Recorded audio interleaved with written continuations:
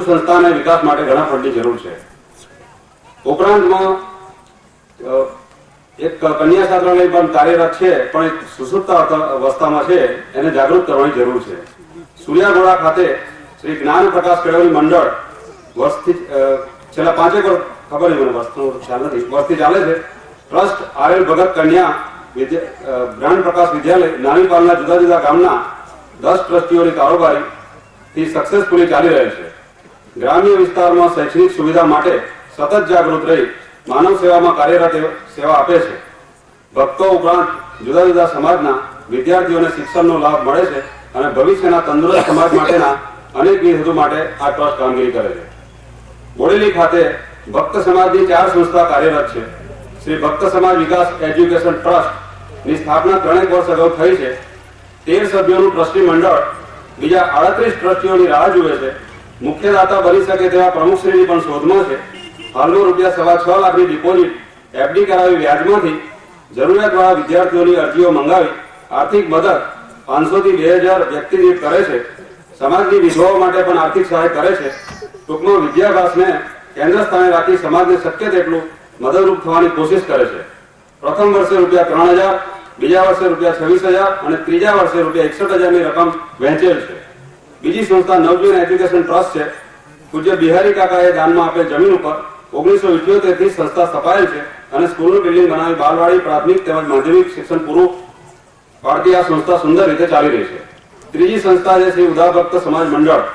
કુલ 31 ટ્રસ્ટીઓથી ચાલતું આ ટ્રસ્ટ સમાજ ઉપયોગી કામો માટે સ્થપાયેલ છે, જેને બોડેલી ખાતે અમૃતલાલ સ્વામી ફેમિલી તરફથી દાનમાં મળેલ જમીન ઉપર ભક્તવાડીની રચના કરેલ છે. ભક્તો માટે અડધા ચાર્જમાં અપાતી વાડીનો સારો એવો ઉપયોગ થઈ રહ્યો છે.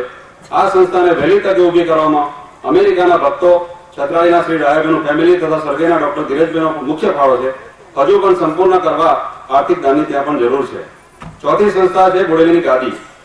શ્રી જીવનજી મહારાજની ગાદી જે હોસાપરા ખાતે સંવત 1874 થી હતી તે 1954માં લવાયેલ અને રજિસ્ટર્ડ ટ્રસ્ટ બનાવી ભક્ત સમાજનું રામકબીર મંદિર બનાવેલ છે.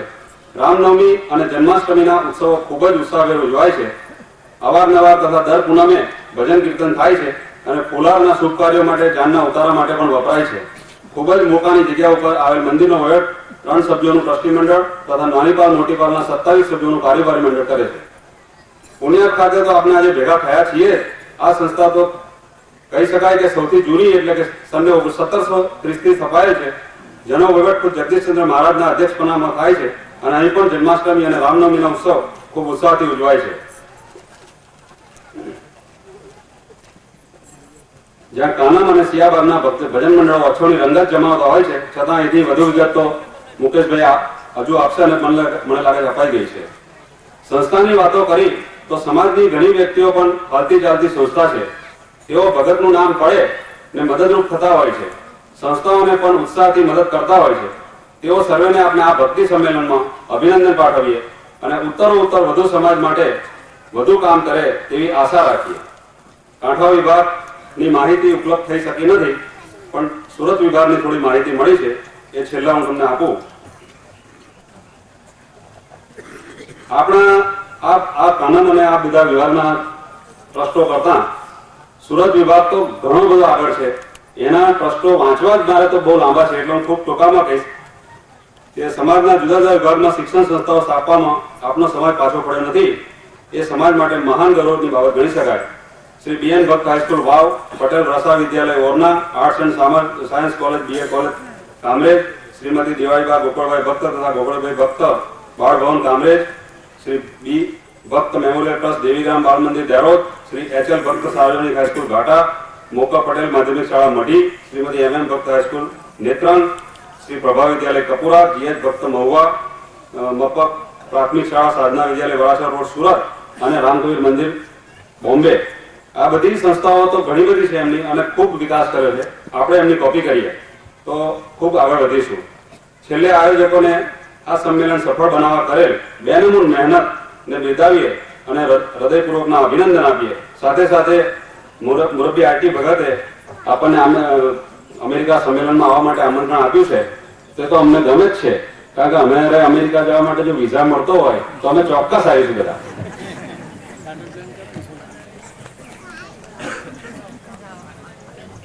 ધન્યવાદ કંચનભાઈ.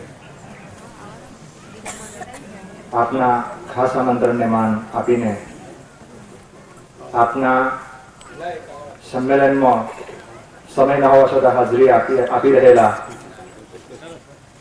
MS યુનિવર્સિટીના સંસ્કૃત વિભાગના અધ્યાપક ડોક્ટર જયદેવભાઈ જાની ઉપસ્થિત છે. આપણે એમનો લાભ લેવાનો છે. એમનો ટૂંકો પરિચય આપી દઉં તો એ આપણા પૂજ્ય પ્રેમજીવનદાસજી મહારાજના મહાવિદ્યાલયના આચાર્ય છે, ગુરુ છે. પ્રેમજીવન મહારાજમાં આપણે જે કંઈ જ્ઞાનના અને ખંતના ગુણો જોઈ રહ્યા છે એમાં ઘણા અંશે બેન પૂજ્ય જાની સાહેબની છે. જાની સાહેબની કૃપા પ્રેમજીવનદાસજી પર ખૂબ વરસી છે. જીવનજીની એક સાખી દ્વારા પ્રેમ પ્રિયાસી સુંદરી રહી કિનારે લાગ, ગુરુ કૃપા વિના જીવના જલમો દેખે આગ. પ્રેમ જીવનને જલમાં આગ નથી દેખાઈ, કારણ ગુરુવર્ય જયદેવભાઈ જાનીનું એમના પર કૃપા થઈ છે. કબીરજીએ કહ્યું છે ને કે ભાઈ પારસમની લોઢાને સોનું કરે ને એ તો બહુ સાદી બાબત છે, પણ પારસમની કેવી હોવી જોઈએ કે લોઢા નાડે તો લોઢું સોનું નહીં, લોઢું પારસમની થવું જોઈએ, એવું કબીરજી કહે છે. એટલે ગુરુ એવો હોવો જોઈએ કે શિષ્યનો સ્પર્શ થાય ને તો શિષ્યને પણ ગુરુ જ બનાવે, પોતાની સમકક્ષ રાખે. ગુરુ બિચારા ક્યાં કરે જબ શિષ્ય ભયા ગમાર. જ્યારે શિષ્યને ગુરુની કિંમત ના હોય, શિષ્ય ગમાર હોય તો ગુરુ શું કરે? જ્યારે પૂજનીય શ્રી જાની સાહેબ અત્યારે ઉપસ્થિત છે, એમને આપના અધ્યાઋષિ પદ્મનાભજીના 28 કીર્તનોનો ખૂબ અભ્યાસ કર્યો છે. એના શ્લોકોને શુદ્ધ કરવામાં ખૂબ મહત્વનો ફાળો આપણા સમાજ માટે આપેલો છે. આપને હવે એમનો લાભ લેવાનો છે. વધુ સમય ન લેતા આપણે જાની સાહેબના લાભ તરફ પડીએ. પરમ પૂજ્ય શ્રી જયદેવભાઈ જાની સાહેબ.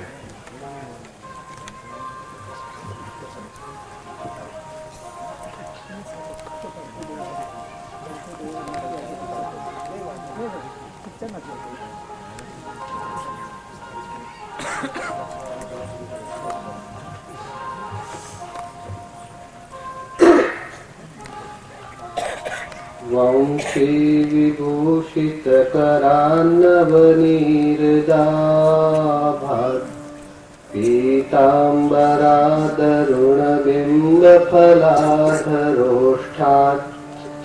पूर्णेन्दु सुन्दर मुखादरविन्दनेत्रात् कृष्णात् परं किमपि तत्त्वमहं न जाने.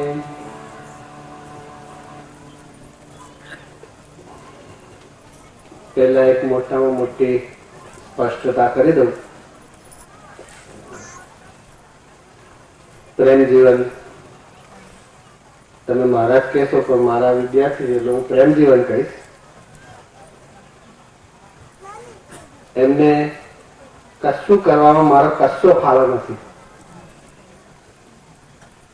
તમે બધા તો ભાગવતના અભ્યાસી છો. કૃષ્ણ ભગવાન સાંદીપણીને ઘેર ભણવા ગયા, ફાયદો કોનો થયો? એટલે મને તો તમારા ગુરુ મારા ઘરમાં આવ્યા એ જ મારું મોટું છે. મારા દર્દ ફીટ્યા અને મને લાભ મળ્યો. બાકી આપણી સંસ્કૃતિ પરંપરા પ્રમાણે કોઈ પણ ગુરુ કોઈ પણ શિષ્યને કશું જ્ઞાન આપતો નથી. જ્ઞાન બ્રહ્માથી માંડીને કીડી સુધી બધાને ભગવાને આપ્યું છે. બુદ્ધિ પણ આપી છે, સ્મૃતિ પણ આપી છે. ખાલી ગુરુનું કામ છે એના ઉપર પડેલી ધૂળને ઝાપટવાની. હવે એમાં હું કેટલા અંશે સફળ થયો એ તો પ્રેમ જીવન જ બતાવે, કે પછી જગદીશ મહારાજ બતાવે. તો મેં પ્રયત્ન કર્યો બધાની ધૂળ ખંખેરવાનો, જ્ઞાન પર જે ચડેલી તે. એટલે એમાં એટલો બધો મને કઈ ઊંચી ચડાવવાની જરૂર નથી. હું કોઈ શંકરાચાર્ય નથી કે એમનો અંશ પણ નથી. મેં મારું કામ કર્યું છે. પણ વધારે જો બિરદાવવું હોય તો એમની મહેનતને બિરદાવવાની છે. એમને જ્યારે અમારે ત્યાં કોલેજના પ્રથમ વર્ષમાં આવ્યા અને એક દિવસ મને આવીને કહે છે મારે સંસ્કૃત ભણવું છે. મેં કહ્યું ટાઈમસર આવી શકશો? મારો પહેલો સવાલ વિદ્યાર્થીઓને આ હોય છે, જે ટાઈમ ચૂકે એ બધું જ ચૂકી જાય. સમય પાળો તો સમય તમને પાડે. અને એ કહે હા. બસ અમારો પછી જે નિત્યક્રમ ચાલ્યો, રોજ સવારે મારે ઘેર આવતા, અમે વ્યાકરણ ભણતા, થોડું ઉપનિષદ કર્યું, ગીતા કર્યું, કોઈક વાર આ બધું સમાગમનું ને આ ઉદાર ધર્મ ભજન સાગર એ બધું લઈને આવતા. એમાંથી થોડું કરતા ને એમ કરતા અમારું ગાડું ચાલ્યું. હમણાં ઋગ્વેદનું ભાષ્ય અમે સાથે વાંચીએ છીએ. હવે પદ્મનાભજી અદ્યારુજીના કીર્તનોનું પુસ્તક મારી પાસે આવ્યું છે. સૌથી પહેલા તો થોડું આપણે એનું પૂર્વ ભૂમિકા જોઈએ તો હિન્દુ ધર્મ એના જૂના કાળથી 5 સંપ્રદાયો મોટા અથવા તો 5 ધર્મો એ ચાલે છે. કેટલાક શિવને માનનારા છે, એ બધા શૈવ સંપ્રદાયના કહેવાય છે. કેટલાક વિષ્ણુ અને વિષ્ણુના અવતારો એટલે કૃષ્ણ ભગવાન વગેરેમાં માનનારા, એ બધા વૈષ્ણવો કહેવાય. ત્રીજા છે ગણપતિને માનનારા, એ બધા ગાણપત્ય કે ગાણેશ કહેવાય છે. ચોથા રવિ એટલે કે સૂર્યને માનનારા, એ બધા સૌર સંપ્રદાયના કહેવાય છે. અને છેલ્લા જે છે એ દેવીને માનનારા, શક્તિને માનનારા, એ બધા શાક્ત કહેવાય છે. આ બંને આ પાંચે 5 ધર્મોમાં અથવા તો સંપ્રદાયમાં વૈદિક પ્રમાણે પણ અનુકરણ થાય છે અથવા તો આચાર થાય છે, અને તાંત્રિક પ્રમાણે પણ આચાર થાય છે. એટલે વેદને માનીને અનુસરીને આગળ ચાલનારા અથવા તંત્રને અનુસરીને આગળ ચાલનારા, એવી રીતે 10 પ્રકારના સંપ્રદાયો થઈ ગયા. હવે શૈવ માર્ગમાં કે વૈષ્ણવ માર્ગમાં એમાં પણ પાછા બીજા ફાંટા પડતા ગયા. એટલે પછી આપણે ત્યાં સંપ્રદાય, એના ઉપરથી પછી એનો સમાગમ અથવા તો પછી સંઘ, એવા બધા જુદા જુદા એના શબ્દો પડીને થતા ગયા. પણ આ બધા સંપ્રદાયો એમાં 4 તત્વો ખૂબ અગત્યના હોય છે. અને એ 4 તત્વો એ સંપ્રદાય રૂપી મહેલના 4 પાયા છે. એનો પહેલો પાયો છે શાસ્ત્ર. જે કોઈ સંપ્રદાય હોય, જે સમાગમ હોય, જે સમૂહ હોય ભક્તોનો, એની પાસે કોઈક શાસ્ત્ર જોઈએ, કોઈક જ્ઞાનનું વાંચન જોઈએ. એટલે આપણા જૂના સંપ્રદાયોમાં તો ભાગવત વગેરે પુરાણોને કે વેદોને એ લોકો વેચી દેતા હતા. નવા પ્રમાણે જેમ આપણે કબીરજીની વાત કરીએ તો એમણે જે સાખી ને બધું લખ્યું, એટલે એમની પાસે એક પાયો તૈયાર થઈ ગયો. પછી કોઈક દેવ હોવો જોઈએ. દેવના સ્વરૂપોની પણ નિર્ગુણ સ્વરૂપ પણ હોઈ શકે, સગુણ સ્વરૂપ પણ હોઈ શકે. જેમ ડોક્ટર સાહેબે સમજાવ્યું કે મુસલમાનોના એનાથી બચવા માટે મૂર્તિ પૂજા ન સ્વીકારી. પણ ઘણાને સમાજમાં એવું છે કે આ બધા મૂર્તિ પૂજાનું ખંડન કરે છે, એના વિરોધીઓ છે. એટલે મને આ થોડો ખ્યાલ હતો. હું ઘણી વાર પ્રેમજીવનજીને પૂછું તો કે ના, અમારે એવું કઈ ના નથી, પણ અમારામાં નથી મૂર્તિ, પણ ખંડન નથી કોઈ જગ્યાએ કે મૂર્તિ ના જ હોવી જોઈએ એવું કોઈ જગ્યાએ સ્પષ્ટ નથી કર્યું, જેમ દયાનંદ સરસ્વતીએ કર્યું હતું. પણ એવી રીતે સ્વરૂપ ઉપર, નામ ઉપર, ચરિત્રો ઉપર અને સંત સંગત, એ બધા જુદા જુદા ફાંટાઓ એમાં પડેલા છે. પછી ત્રીજો પાયો આવે છે આચારનો, એટલે ધર્મ. ભગવાને ગીતામાં કહ્યું સ્વધર્મે નિધનમ શ્રેયઃ પરધર્મો ભયાવહ. તો જે આપણા સંપ્રદાયના અથવા આપણા ધર્મના જે આચારો હોય એ બરાબર પાળવા. ઘણી વાર ખબર નથી પડતી આપણને, પણ છતાંય બધા પાળે છે એ રીતે પાળવા જોઈએ. એની પાછળ કયું વૈજ્ઞાનિક રહસ્ય છે એ કોઈક વાર ખુલે કે ન પણ ખુલે. તો આ આચારોમાં 2 વસ્તુ હોય છે, એક તો પરમાત્મા પૂજન અને એક આત્મા પૂજન. પરમાત્મા પૂજન જેને આપણે ભક્તિ તરીકે ઓળખીએ, અને આત્મા પૂજન એટલે દેહ શુદ્ધિ માટે જે આપણે વ્રત, નિયમ, તપશ્ચર્યા, ઉપવાસ વગેરે આપણા સંપ્રદાયમાં કરીએ છીએ. અને એનો છેલ્લો પાયો એટલે ફળ. આપણી પાસે શાસ્ત્ર હોય, દેવતા હોય, એના પ્રમાણે આચાર કરીએ, આપણે પૂજા ભક્તિ બધું કરીએ અને પછી કે એનું શું ફળ? તો કે કશું નહીં, ખાલી ખાલી. એ કોઈ પણ સ્વીકારે નહીં. કોઈ એકદમ ગમારને પણ કહીએ તો એ કે ભાઈ કંઈક પણ કરું તો મને કંઈક ફળ જોઈએ. એટલે એમાં ફળ, ભક્તિનું ફળ વૈકુંઠવાસ અથવા કૈલાસવાસ અથવા પરબ્રહ્મની સાથે રહેવું અથવા કૃષ્ણની એક ગોપી થઈને રહેવું કે રામના જોડે જઈને ઉપર સ્વર્ગમાં એના 10,000 ભક્તોમાંના એક થવું, એ બધા ફળ છે. અને આ જીવનમાં જીવતા જીવતા પણ માણસ મુક્ત થઈ જાય, એ આ ભક્તિનું મોટા મોટું ફળ છે. હવે આમાં જે કીર્તનો આપ્યા છે એ કીર્તનને આપણે હવે સીધા શાસ્ત્રો ઉપર જતા રહીએ છીએ અને એ શાસ્ત્રોમાં એટલે કે આપણા કીર્તનોમાં સમાગમ છે, ભજન સાગર છે, ભજનમાળા, એ બધા શાસ્ત્રના અંગો જ ગણાય. અત્યારે મારી પાસે કીર્તનો છે એટલે એની થોડી ટૂંકાણમાં વાત કરીશ. તો ભક્તિ એ 9 રીતે થાય એવું ભાગવતમાં 7મા સ્કંદના 5મા અધ્યાયમાં બતાવ્યું. પ્રહલાદ એના પિતાને સમજાવે છે કે મને ગુરુએ આવું ભણાવ્યું છે. શ્રવણમ, કીર્તનમ, વિષ્ણોઃ સ્મરણમ, પાદ સેવનમ, અર્ચનમ, વંદનમ, દાસ્યમ, સખ્યમ, આત્મનિવેદનમ. વિષ્ણુ ભગવાનના ગુણોનું શ્રવણ કરવાનું, એનું કીર્તન કરવાનું, એનું સ્મરણ કરવાનું અને ભગવાનનું પાદ સેવન કરવાનું, એની પૂજા કરવાની, વંદન કરવાના, પછી એને દાસ ભાવે સેવા ચાકરી કરવાની, એની જોડે મૈત્રી રાખવાની અને છેલ્લું આત્મનિવેદન એટલે સંપૂર્ણ સોંપી દેવું. ઇતિ પુંસાર પિતા વિષ્ણુ ભક્તિ ચેત નવલક્ષણા. આ 9 પ્રકારની ભક્તિ જો કોઈ કરે, ક્રિયતે ભગવતી અધ્ધા તન્મન્યે ભીતમુત્તમમ. મારા ગુરુ કહે છે એ ભણેલું ઉત્તમમાં ઉત્તમ કહેવાય, બાકી બધું જ ભણેલું નકામું. અને આવા કીર્તન એને મૂળ સંસ્કૃતમાં કૃત ધાતુ ઉપરથી બને છે, કૃ દીર્ઘ છે એમાં, કીર્તયતી એટલે ગુણગાન કરવા, ગુણ વર્ણન કરવું. હવે ગુણગાન કરવા એવો જ્યારે અર્થ આવે ત્યારે ભગવાનના ગુણો અથવા ભગવાનના ભક્તોના ચરિત્રોના ગુણો, ભગવાનના ચરિત્રો, ભગવાનના ગુણો, ભગવાનના ભક્તોના ગુણો, ભગવાનના ભક્તોના ચરિત્રોના ગુણો, એ બધાનું ગાન કરવું એવું શબ્દ આવ્યો. એટલે કીર્તન શબ્દ આપણે વાંચી જઈએ તો ના ચાલે. ખાલી ખાલી આમ જેમ ઘણા કવિતાઓ વાંચતા હોય છે, એ કવિતા વાંચતા હોય એવી રીતે ના થાય, કવિતાનું ગાન કરીએ એવી રીતે એ કીર્તનનું ગાન કરવાનું. અને એ કીર્તન કરવાથી જે ઉપર કહ્યું છે એ પ્રમાણે આમાં હેલીમાં પણ કહ્યું છે, હેલી રે કીરત કીજે જેહ બલ ગુણ સ્તવીએ હરિતણા. એમાં એનો અર્થ આપી દીધો છે.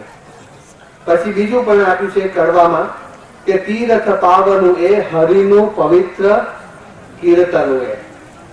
તો આવા 9 પ્રકારની ભક્તિ કરનારા કોઈ એવું કે તમારી પાસે કોઈ 1-2 દાખલા છે ખરા?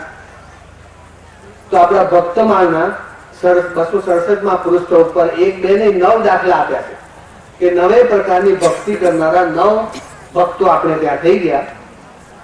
શ્રી વિષ્ણુ શ્રવણે પરીક્ષિત અભવત વૈયાસકી કીર્તને પ્રહલાદ સ્મરણે તદંઘ્રી ભજને લક્ષ્મી પૃથુ પૂજને અક્રૂરસ્ત્વભિવંદને કપિરભૂત દાસ્યે ચ સખ્યે અર્જુનઃ સર્વસ્વાત્મ સમર્પણે બલિરભૂત તે ભક્તિ ભૂપા નવ. નવદા ભક્તિના 9 રાજાઓ કે છે, 9 શ્રેષ્ઠ ભક્તો. શ્રવણ, વિષ્ણુ ભગવાનને શ્રવણ કરનારામાં પરીક્ષિત, કારણ કે 7 દિવસમાં મહાભારતનું વાંચન કર્યું. પછી કીર્તન કરવામાં વૈયાસકી એટલે સુખદેવ, જેમણે ભાગવતનું શ્રવણ કર્યું ને કરાવ્યું, એના ગુણગાન ગાયા. સ્મરણ કરવામાં પ્રહલાદ છે. પાદ સેવન કરવામાં લક્ષ્મી એમની શ્રેષ્ઠ ભક્ત. અને પૂજન કરવામાં પૃથુ, જેના ઉપર પૃથ્વી ધોળામાં છે કીર્તનમાં. અક્રૂર અભિવંદન કરવામાં અને દાસ્ય એટલે સેવા ચાકરી કરવામાં તો કપિહી એટલે હનુમાનજી, સખ્ય મૈત્રીમાં અર્જુન શ્રેષ્ઠ અને સર્વ આત્મસમર્પણ કરનાર બલિરાજા, એને કોઈ ભૂલી શકાય નહીં. ગોપીઓ તો ખરી, રાધા તો ખરી, પણ બલિરાજાનું ઉત્તમ ઉદાહરણ છે. તો આવા 9 શ્રેષ્ઠ ભક્તો થઈ ગયા કે જેમણે સૌથી વધારે નામ પર ભાર મૂક્યો હોય તો પહેલું શ્રવણ, કીર્તન અને સ્મરણ. આ જે 3 છે એ 3 દ્વારા નામ સ્મરણ અથવા નામનો મહિમા, સ્મરણનો મહિમા એ બધું આપણને જોવા મળે છે. નામને માટે આમાં કીર્તનોમાં કહ્યું છે કે ગોવિંદ કૃષ્ણ મોરારી તું ગરુવા તારા નામ. હું કયામાંથી લીધું છે નહીં બોલું, કારણ કે તમને બધાને તો કીર્તનો મોડે હશે એવું માની લઉં છું. પછી વિષ્ણુ ગોવિંદ નારાયણ રામ કૃષ્ણ હરિ હરિ નામ સર્વે પરબ્રહ્મ તણારે, એ વડુઘોળ માંથી છે. પછી નામનો બાંધ્યો હરિ આપણ તે આવે, તું ભક્ત વત્સલ રામ સત્યાર્થ તારું નામ. તો આ બધામાં એમણે સ્પષ્ટ કર્યું કે નામમાં સત્યાર્થ એટલે સત્ય અર્થ વાળું છે. એટલે જે નામ છે એનો અર્થ જે થાય એ પ્રમાણે કરી બતાવે. ખાલી ખાલી નામ આપ્યા નથી. આપણે પેલા બુદ્ધ ભગવાનના જે ઉદાહરણમાં આવતું હતું કે એક ભાઈનું નામ પાપક હતું. બુદ્ધ ભગવાને કે મારું નામ બદલી કાઢો. ભગવાન કે કાલે સવારે નગરમાં જાય અને જે નામ સારું લાવે ખોલી લાય. પેલો સવારે નગરમાં ગયો તો પહેલા સામે એક બાઈ આવતી હતી, છાણા વીણતી હતી. કે બેન શું કરો છો? તો કે છાણા વીણું છું. કેમ? કે મારો છાણા બનાવીને વેચવાનો ધંધો છે, છાણ બધું ભેગું કરું છું. તમારું નામ શું? તો કે લક્ષ્મી. તો કે નામ લક્ષ્મી છે ને છાણા વીણો? તો કે નામને ને છાણા વીણવાને શું? આગળ ગયા તો 4 ભાઈ પેલા ઉચકીને લઈ જતા હતા. પાછળ બધું ભાડું હતું, રામ બોલો ભાઈ રામ. કે શું છે ભાઈ? તો કાં તો શેઠ અમરદાસ મરી ગયા. કે નામ અમરદાસ છે ને મરી ગયા. હજી ઉભો તો ત્યાં એટલો વિચાર કરતો નહીં કે ભાઈ 2 પૈસા આપી દે, તારું ભગવાન ભલું કરશે. તારું નામ શું છે? કે મારું નામ ધનદાસ છે. એટલે કે ધનદાસ થઈને તું ભીખ માંગે છે? તો પેલા એવું જ કહું કે ભીખ ના માંગો તો શું કરો? નામને લઈને શું? એટલે ઘણા નામો એવા હોય છે કે જે નામ હોય એનો કશો અર્થ સરે નહીં. પણ અહીંયા તો આ જે રામનું નામ, કૃષ્ણનું નામ, એ તો નામનો અર્થ સરે. એ બોલતામાં એનો તમને અર્થ પરચો બતાવી દે.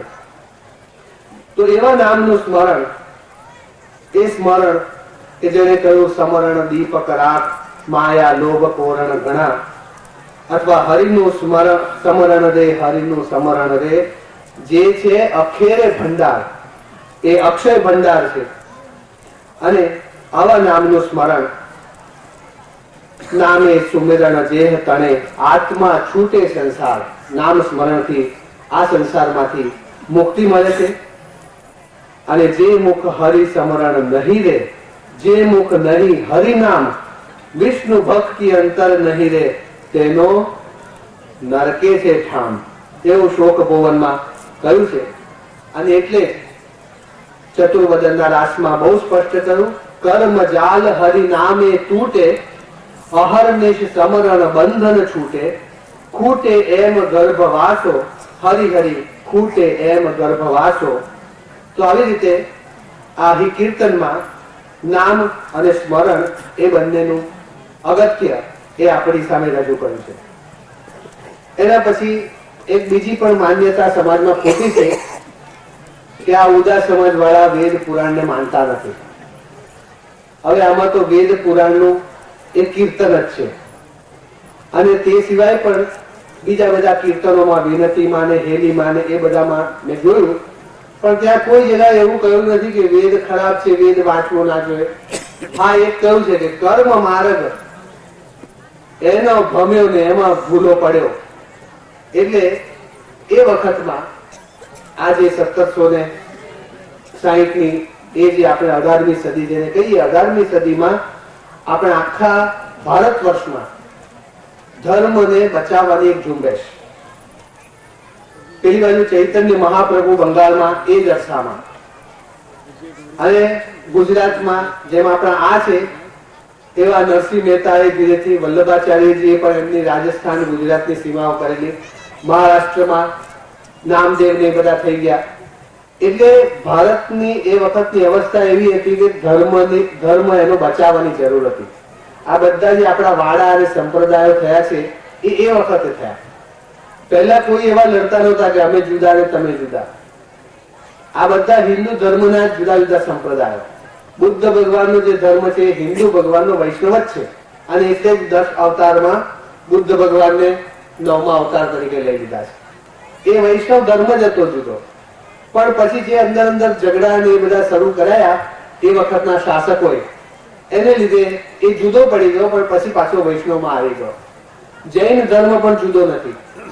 એ આપણા નાથપંથી યોગીઓ, એટલે શૈવ માર્ગ, સારા માર્ગના જે યોગીઓ, યોગી બે પ્રકારના હોય, એક સારા રસ્તાના દક્ષિણ યોગી જેને કહેવાય છે શુદ્ધ યોગી, અને બીજા તાંત્રિક યોગી જે કાપાલિક હોય, છોકરા ઉઠાઈ જાય ને સ્મશાનમાં રહેતા હોય ને એ બધા.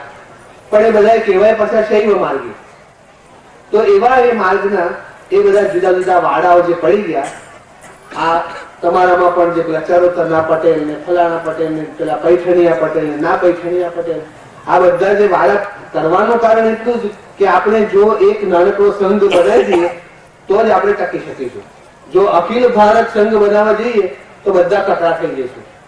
એટલે બધા એ વખતે બ્રાહ્મણ, ક્ષત્રિય, વૈશ્ય, શૂદ્ર જે હતા એમણે પોતપોતાના ગોળ, આપણે જેને કહેવાય એ ગોળ કરી નાખ્યા અથવા વાડા બાંધી દીધા ને એમાં રક્ષણ કર્યું. જેને અમારા શહેરમાં ખડકી કહેવાય છે. બધાએ પોતપોતાની ખડકી કરી દીધી. તમારે અહીંયા કહેવાય કે વાડા કરી દીધા, કારણ કે વાડો મોટો હોય ને. અમારે ત્યાં શહેરમાં તો ખડકીમાં 5-10 ઘરમાં એટલે ખડકી બંધ, એટલે જગ્યાના હિસાબે છે. તો એવી રીતે એ વેદ પુરાણના એમાં વિનતીમાં તો સ્પષ્ટ કહ્યું, વિષ્ણુનું બોલ્યું વેદ છે, સ્વામી જેહન લાભે પાર. અને પછી કડવામાં પણ કહ્યું, સાર જન્મ મરણ વશ આત્મા, આત્મ જ્ઞાન અજાણ, સાર વચન જેને આપીને સ્થાપિયા વેદ પુરાણ. અને આગળ હરખ ભાવનમાં તો સ્પષ્ટ કહ્યું છે, વેદ માર્ગ અનુસરો સબલી તારી આણ. વેદ પુરાણને તો અંદર આખું આપ્યું છે એટલે એનામાં હું બહુ જતો નથી, પણ એમાં એક વેદ પુરાણનો સાર, વેદ પુરાણ શું કે છે એનો સાર એમાં આપેલો છે. અને એમાં છેલ્લે કે છે શરણાગતિનો ભાવ, સર્વ સમર્પણ કેવી રીતે કરવાનું. હરિ હરિ તમ વડે જાણું ને તમ વડે જીવું એ, તમ વડે છોડવું સ્વામી ચાર ખાણ એ. તો અહીંયા બધું જે ગીતામાં ભગવાને કહ્યું, મન મના ભવ મત ભક્તો મદ યાજી મામ નમસ્કુરુ, તું મારું જ ચિંતન કર, તું મારા જ નામે કર્મ કર, તું મારું જ જ્ઞાન મેળવ, મારું જ ચિંતન કર. મામે વૈશ્યસી કૌંતેય, તો તું છેવટે મારી પાસે જ આવીશ. આવી રીતે એ જે એમણે કહ્યું તેનું અહીંયા આપણને ભાવ વેદ પુરાણના છેલ્લે દેખાય છે. અને તું કરે તે નીપજે એ સત્યવાણી વેદ, એમાં પણ પ્રભુ ઉપર સર્વસ્વ સોંપવાનું છે. પ્રભુ કરે તે જ સાચું. અને છેલ્લે પાછું એમણે કહ્યું છે કે વેદ પુરાણ પડી ગયા પાર. આ જેના ઉપરથી આ એક ભ્રાંતિ સમાજમાં આવી કે ઉદા લોકો વેદ પુરાણને માનતા નથી, એનો અર્થ સમજ્યા વગર આ એક ચાલુ છે. એ વેદ પુરાણ પડી ગયા પાર, કીધા યાગ ને વ્રત આપાર, તોય સ્વર્ગ ભોગવી સંકષ્ટ પડ્યા, અખે પદ વિના રણ વળ્યા. આ મૂળ જે આ પદ છે એ પદનો કહેવાનો મતલબ ગીતા ઉપર જાય છે.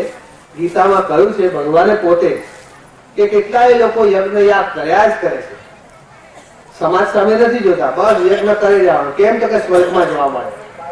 એટલે કે છે તે તમ ભુક્તવા સ્વર્ગ લોકમ વિશાલમ, ક્ષીણે પુણ્યે મર્ત્ય લોકમ વિશંતિ. આ બધા જે યજ્ઞ યાગ કરે એ લોકો સ્વર્ગમાં જાય, અને જે યજ્ઞો કર્યા એનું જે પુણ્ય મળ્યું ત્યાં ભોગવી જાય.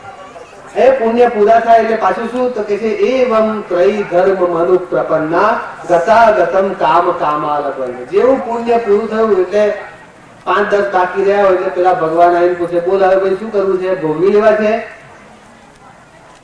તો કે હા, તો પછી તમારે નરક જેવો જન્મ મળશે. પેલો કે ના ના થોડા બાકી રાખો, તો પછી સારા ઘરમાં જન્મ મળે. એટલે જે આગળ ગીતાના ચોથામાં કહ્યું, શુચિ નામ શ્રીમતામ ગેહે યોગ ભ્રષ્ટો બી જાયતે, એવા કેટલાક યોગ ભ્રષ્ટ સ્વર્ગમાં જઈને પુણ્ય ભોગવ્યા વગર પાછા આવી જાય છે. કેમ? કારણ કે અહીંયા આવીને ફરી આત્માના ઉન્નતિના માર્ગે આગળ ગણાય. પછી બીજો પણ પાછું એમાં ઉમાવલામાં આપ્યું છે, પડિયો રે લહ્યો ચારે વેદ એ, કર્મ માર્ગ રે ભૂલ્યો ભમ્યો એ, ન જાણ્યો રે લહ્યો ભક્તિનો ભેદ એ. આ બધું ભણતર ખરું, પણ એ ભણતરની પાછળ જો ભક્તિ ના આવે તો એ ભણતર નકામું. અને ઘણાએ આજે પણ તમે એવા બ્રાહ્મણો જોશો, એવા પંડિતો જોશો કે જેમને આખો નાખો વેદ મોડે આવડે છે. તમે ચોપડી લઈને બેઠા હોય ને જો વાંચો ને તો એ કે આ ચોપડીમાં અહીંયા પ્રિન્ટિંગ મિસ્ટેક છે, આ ભૂલ છે, આવું હોવું છે. પણ એ બધા પંડિત કહેવાય. અહીંયા આ એક ભેદ યાદ રાખવાનો કે પંડિત અને વિદ્વાન બે શબ્દો છે. આખી ને આખી ચોપડીમાં કયો શબ્દ, કયું પદ, કયું ક્યાં આવ્યું છે બધું મોડે તમને જાણીને બતાવે એ પંડિત કહેવાય. તમે એની પાસે જઈને કહો કે આ ફલાણું, તો કે ઉભા રહે 2 મિનિટ યાદ કરીને કહો. જયારે વિદ્વાન હોય એને તમે કહો કે આ કઈ આવ્યું, તો કે હું પહેલા અર્થ કહેલો એ સાંભળી લે, પછી ખોરીએ છીએ આપણે બેઠા બેઠા. એને અર્થ સમજીને એ પ્રમાણે જીવનમાં ઉતારીને બતાવે એ વિદ્વાન. પણ વેદ આખો મોડે કરીને રાખે, ઉપનિષદો મોડે હોય, ગીતા મોડે હોય, શ્લોકોના શ્લોકો બોલી જાય પોપટની જેમ.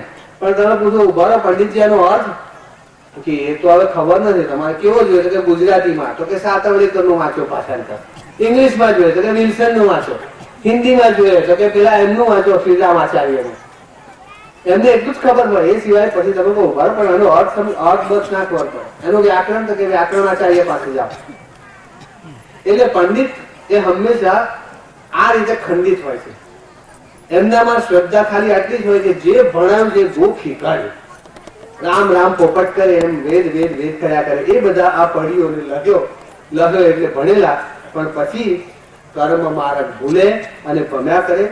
પણ જે ભક્તિનો સાર જાણે, ભક્તિનો ભેદ જાણે એ જ ખરા. એવી રીતે આ વેદ પુરાણમાં આપણને ભક્તિની એની વાત કરીશું.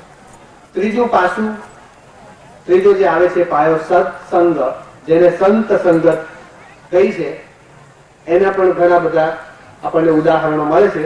પણ હું જે મુખ્ય અહીંયા લેતો જઉં છું, કારણ કે મારી ઈચ્છા એવી ખરી કે હું તમને આખી મીઠાઈની થાળી આપું, એના કરતા બધાને પ્રસાદ આપી દઉં. પછી તમને જો કીર્તન મોડે આવડે છે, ફરી વાંચજો આ પ્રકાશમાં, તો તમારી ભક્તિ વધારે દ્રઢ થાય, શ્રદ્ધા વધારે દ્રઢ થાય, તો હું માનીશ કે મારું ફળ મને મળી ગયું.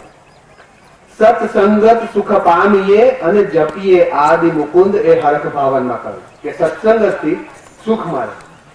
અને પછી કહે છે સત્સંગ હરિહરિ સત્સંગત સમૂહ નથી અવર ફળ, એ વડું ઘોળમાં આવે. પછી કે છે વાસના હોય તો વાસુદેવ નીપજે, હરિહરિ વૈષ્ણવ નીપજે સંતની સંગતે. એટલે જેટલો સંત સંગત કરીએ એટલા ભગવાનના વધારે વાલા થવાય. વૈષ્ણવ એટલે અહીંયા ભગવત ભક્ત સમજવાનું. સંતની સંગત એમ હજોરે અતિ ઘણી, હરિહરિ જેની સંગતે રૂડા રામ મળે છે. કારણ કે એના દ્વારા આપણને રામ મળવાના છે. આવી રીતે ઘણા એમણે એમાં આપ્યા છે. અને છેલ્લે સંત સંગતે સહુ મળ્યું, સંતની સંગતે રહીએ તો બધું મળે. આ સંમેલન તો જેમ અમને કહ્યું 122 વર્ષે થયું, તો એનો મતલબ કે 122 વર્ષ સુધી આપણને બહુ મળ્યું નથી. તો હવે દર વર્ષે કઈ મળે એવું સત્સંગત રાખતા રહેવી પડે. જે લોકો અવારનવાર મહારાજના દર્શને આવતા હોય ને કંઈક થોડું મળતું હશે એમને તો લાભી ગયા, પણ જે લોકો નથી આવ્યા એમની શું દશા, મને તો એ વિચાર આવે. કયા આવે કે કઈ રજા મળે છે? હું તો રજા લઈને આવ્યો છું મહારાજને મળવા જ ખાસ. 7 વર્ષ પહેલા મળેલું, હું કાયમ પૂછું કે મહારાજ મેળ ના ખાય ને જેવું તેરું આવ્યું પહેલા જ ભાગી આવ્યા રજા લઈને. તું મને કઈ કોલેજમાં એક ગયો નહીં જવું તો ચાલશે. આ તો અને એમને કહ્યું 122 વર્ષે, તો હવે બીજા તો કઈ 122 જીવવાના નથી, હું તો નથી જીવવાના. એટલે આ લાભ મળ્યો તો લઈ લીધું, તો મારું તું જે સુધર્યું એ સુધરી ગયું. સંત સંગતે સહુ મળ્યું, ગયો જન્મ જીરણ રોગ. તો આવી રીતે આ સત્સંગની વાત કરી.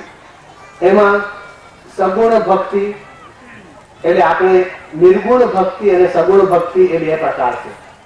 સગુણ ભક્તિમાં સાકાર ભક્તિ અને નિરાકાર ભક્તિ. સાકાર ભક્તિ એટલે મૂર્તિ પૂજકો સગુણમાં આવે, અને નિરાકાર ભક્તિ એટલે આપણે જેમ એમને કહ્યું ગ્રંથ સાહેબના નાનકના અનુયાયીઓ, આપણે તો અહીંયા પડખારો કરીએ છીએ, ગ્રંથો એટલે સાહિત્યના ઉપર જઈએ છીએ, કોઈ મૂર્તિ નથી રાખતા, એટલે સગુણ સ્વરૂપમાં નિરાકારમાં એ થાય. કબીરની ગણતરી પણ નિરાકાર પણ સગુણ સ્વરૂપી એમાં આવે છે.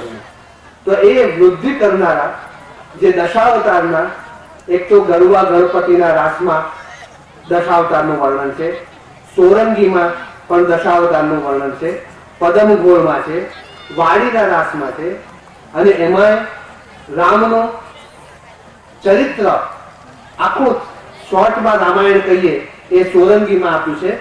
અને કૃષ્ણ ભગવાનનું પણ ચરિત્ર, એમના સ્વરૂપ વર્ણન, એકમાં બાલ સ્વરૂપ વર્ણન છે, એકમાં પેલા કાલ યવન ને માર્યો એ સ્વરૂપનું વર્ણન છે.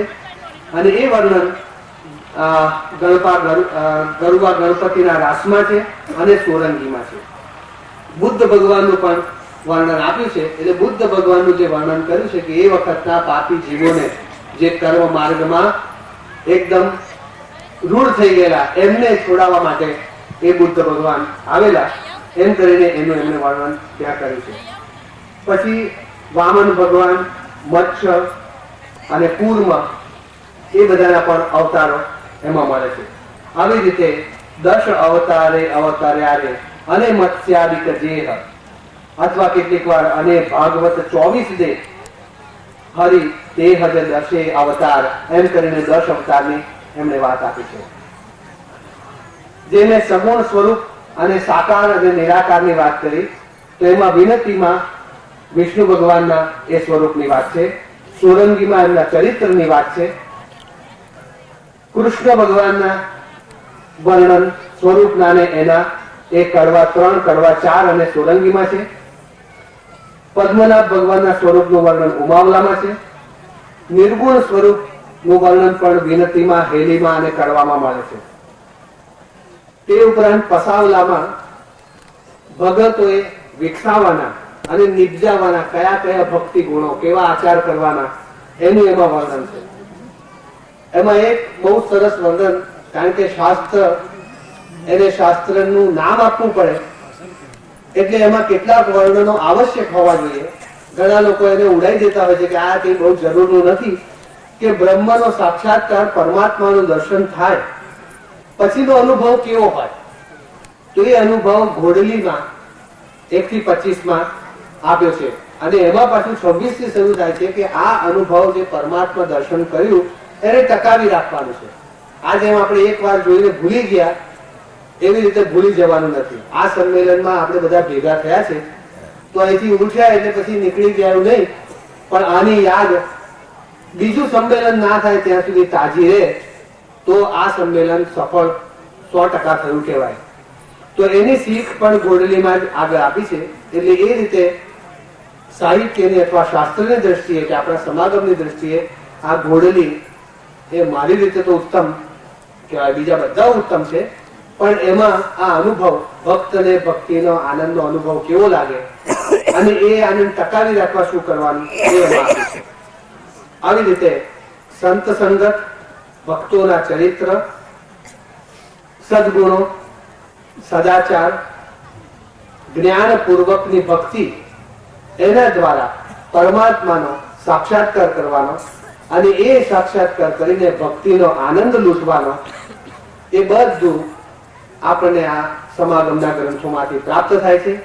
અને આજે પાછા બીજા 3 ગ્રંથો બહાર પડ્યા છે. એ ચરિત્રો વાંચવાથી આપણને શ્રદ્ધા દ્રઢ થાય અને વિશ્વાસ મજબૂત બને.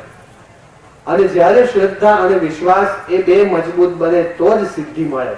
એ પછી સંસારની હોય કે સંસાર પરની હોય, આ જીવની હોય કે શિવની હોય, એ ગુરુ વગર જેમ મળતું નથી એમ જ્ઞાન વગર પણ મળતું નથી.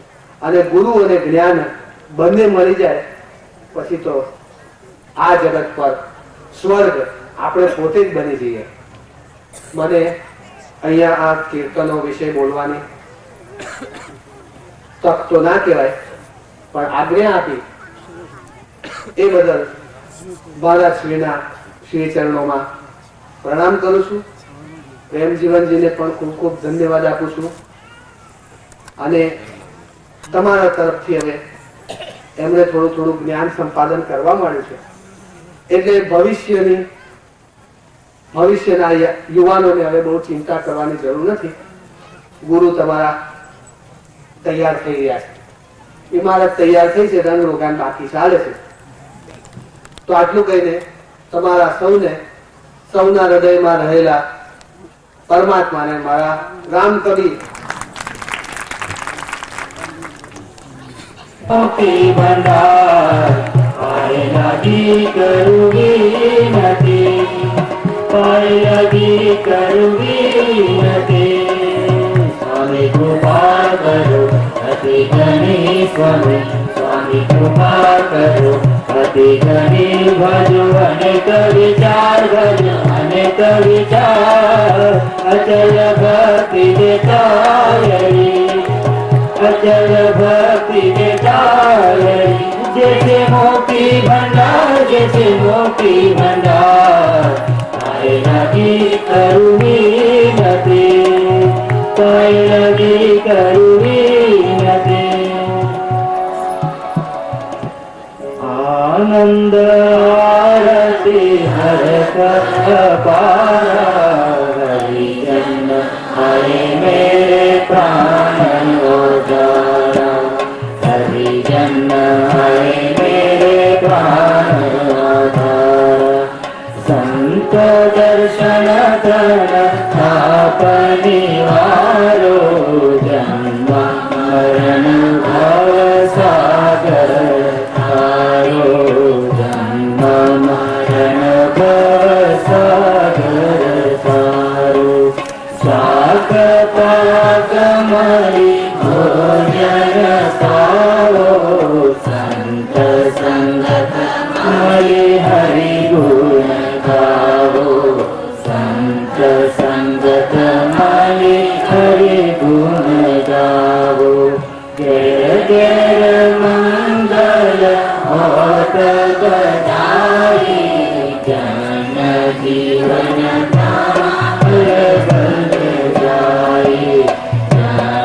जीवन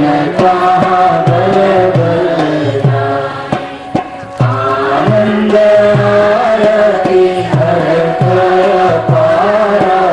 हरिजन आए मेरे प्राण आधारा. हरिजन आए मेरे प्राण आधारा. स्वामी कृपा करो अति घनी, स्वामी स्वामी कृपा करो अति घनी. भजो अनेक विचार, भजो अनेक विचार. अचल भक्ति देतायरी, अचल भक्ति देतायरी. जैसे मोती भंडार, जैसे मोती भंडार. पाए लगी करुणी नदी, पाए लगी करुणी नदी. स्वामी कृपा करो अति घनी, स्वामी स्वामी कृपा करो अति घनी. भजो अनेक विचार, भजो अनेक विचार. अचल भक्ति देतायरी, अचल भक्ति देतायरी. जैसे मोती भंडार, जैसे मोती भंडार. पाए लगी करुणी नदी, पाए लगी करुणी नदी.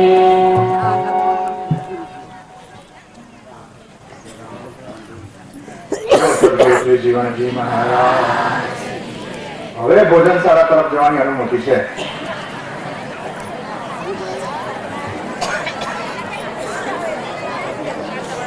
બે વાગે અચૂક સંમેલનની શરૂઆત થઈ જશે. ફરી બીજા વિભાગની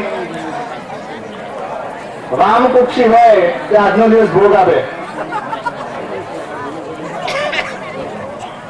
સુરત થી આવેલા મુરબ્બી વિનુભાઈ અને મુરબ્બી જયંતિભાઈ સ્ટેજ પાસે આવી અને સંપર્ક કરે.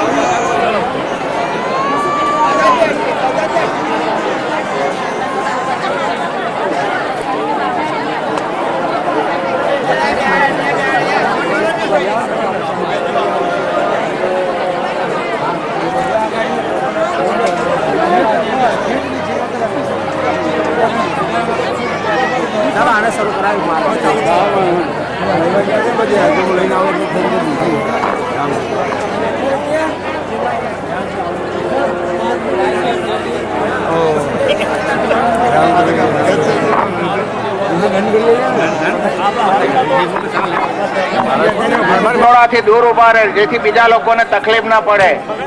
રસોડાની બાજુ પર ઉભેલા દરેક ભાઈ બહેનોને વિનંતી કે રસોડાની બાજુ પર ઉભા રહે જેથી કોઈ બીજાને તકલીફ ના પડે.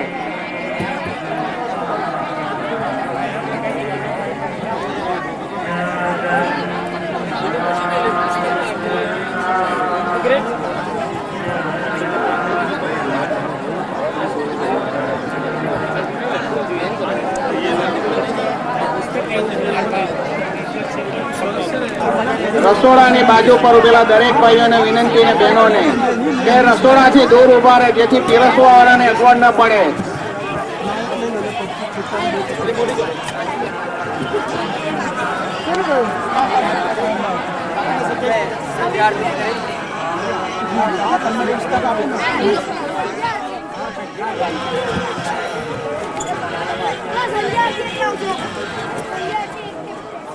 આ જે દેખાય છે તે પુસ્તિકાઓ, પુસ્તક અને કેસેટો તથા સાઈનો બધું ભક્તોને લેવા માટે બુક સ્ટોર કર્યો છે.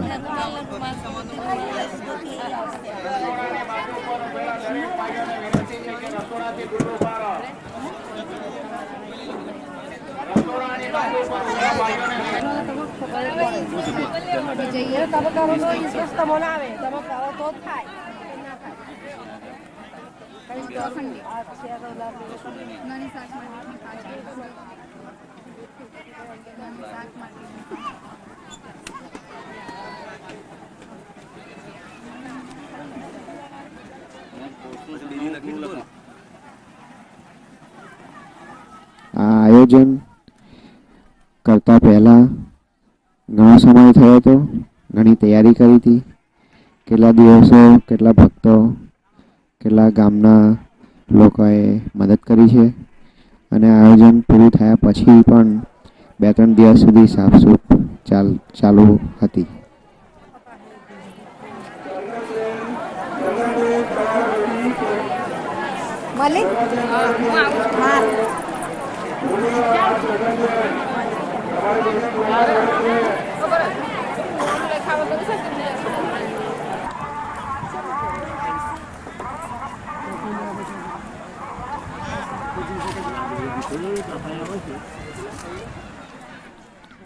આ સ્ટોલ ચાનું બનાવ્યું હતું જેથી જે ભક્તોને ચા લેવી હોય તેને સવારે બપોરે મળી રહે.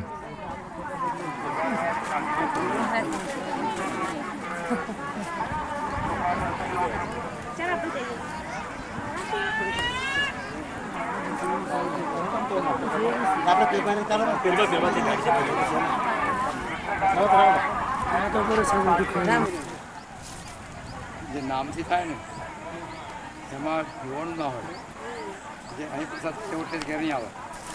એક ડબ્બુ પણ નાખી દે તૈયાર રાખી મુકાઈને ત્યાં બહુ ઘણી થાય છે ને પછી તાક્યા અંદરા ભર લઈએ. આ ચાની વ્યવસ્થા વિઠ્ઠલભાઈ રઘનાથભાઈના છોકરાઓએ કરી હતું, ફાટાવાળા, અને બહુ સુંદર વ્યવસ્થા કરી હતી. ચા બહુ સરસ ટેસ્ટી થઈ હતી.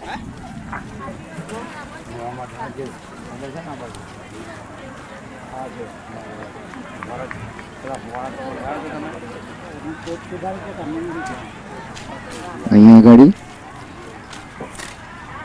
બધા ભક્તોને રહેવા માટેના જુદા જુદા તંબુઓ કર્યા હતા વિસ્તાર પ્રમાણે. અને જગદીશ મહારાજ બધાને મળવા માટે, મુલાકાત કરવા માટે ફરે છે.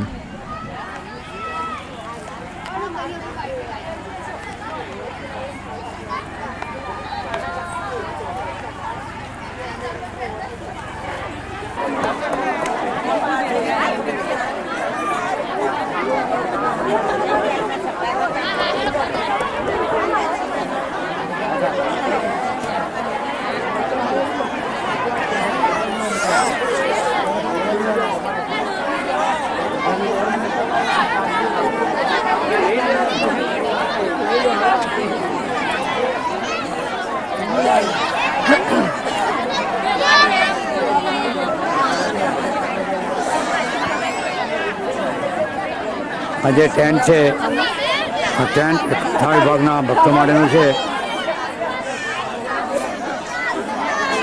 હાલમાં ખાખા ભક્તો અહીંયા ટેન્ટમાં પધારેલા છે.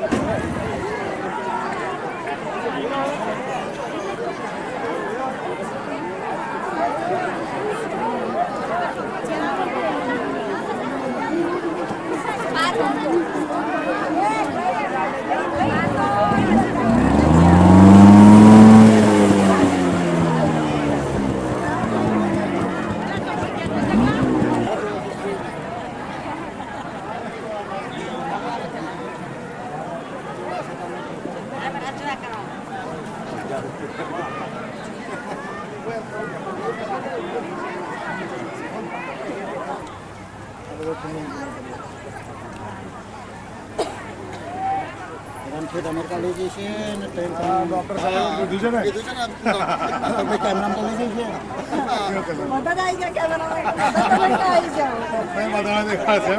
તમે દેખાડશે કે જો આવા બધા આવતા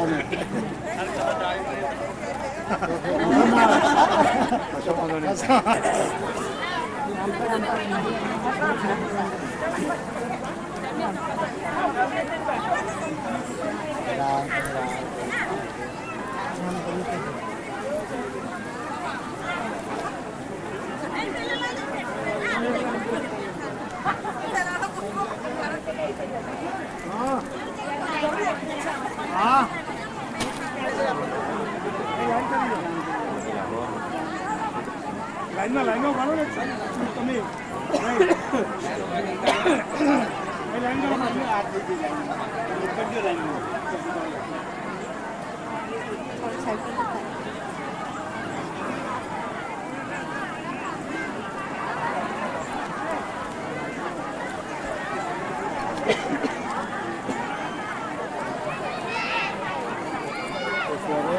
તમે નહીં રાખવાના છે ને એટલા નહીં તો પેલા નહીં રહેવા દેવાના તમે જવાબ નહીં દે જો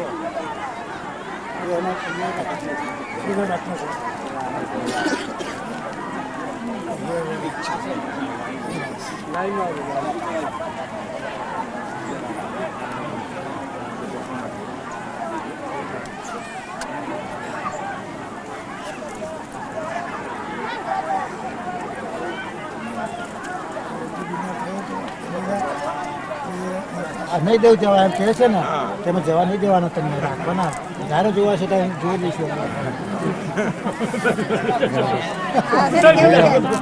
મારે ઝૂંપડીએ ક્યારે રામ પધારે અમારે ઘેર આવો ને તમારે ઘેર આવો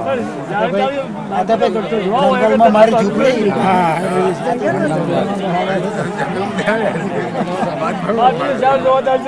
જંગલમાં છે ભાઈ બહુ સરસ બહુ આનંદિત અને આ જગ્યાએ જેનું નસીબ હોવાનું એ આવે, કર્મ લખ્યું એ જ આવે. નકર ના તમે અમેરિકાથી આવ્યા છો એ યોગાનું છે, નકર શક્ય જ ના બને. પણ આ બધું સંભળે નામ ના મળે છે, એ ના હોય તો માઇનસ પોઈન્ટ છે.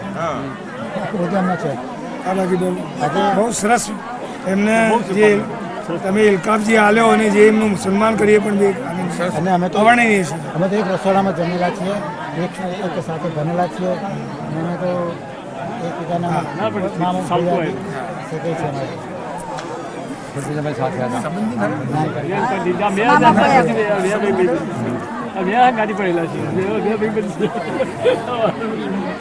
અને મને તો છે ને આંગણવાડીના જે વૃક્ષો છે ને એ વૃક્ષોની સંતોનો અવતાર છે.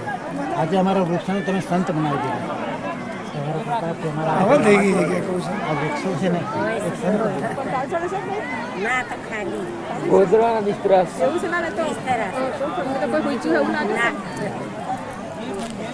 અમારું જંગલ જોવું છે.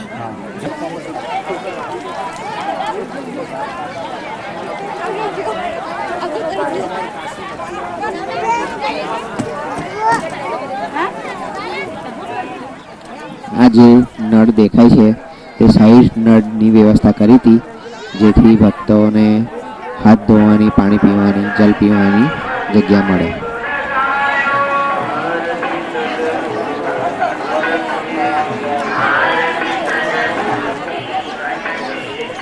સંડાસ પણ સાઈડ કર્યા હતા, 30 સ્ત્રીઓ માટે, 30 પુરુષ માટે, અને નાહવાની પણ જગ્યા રાખી હતી સ્ત્રી ને પુરુષ માટે જુદી જુદી અલગ અલગ.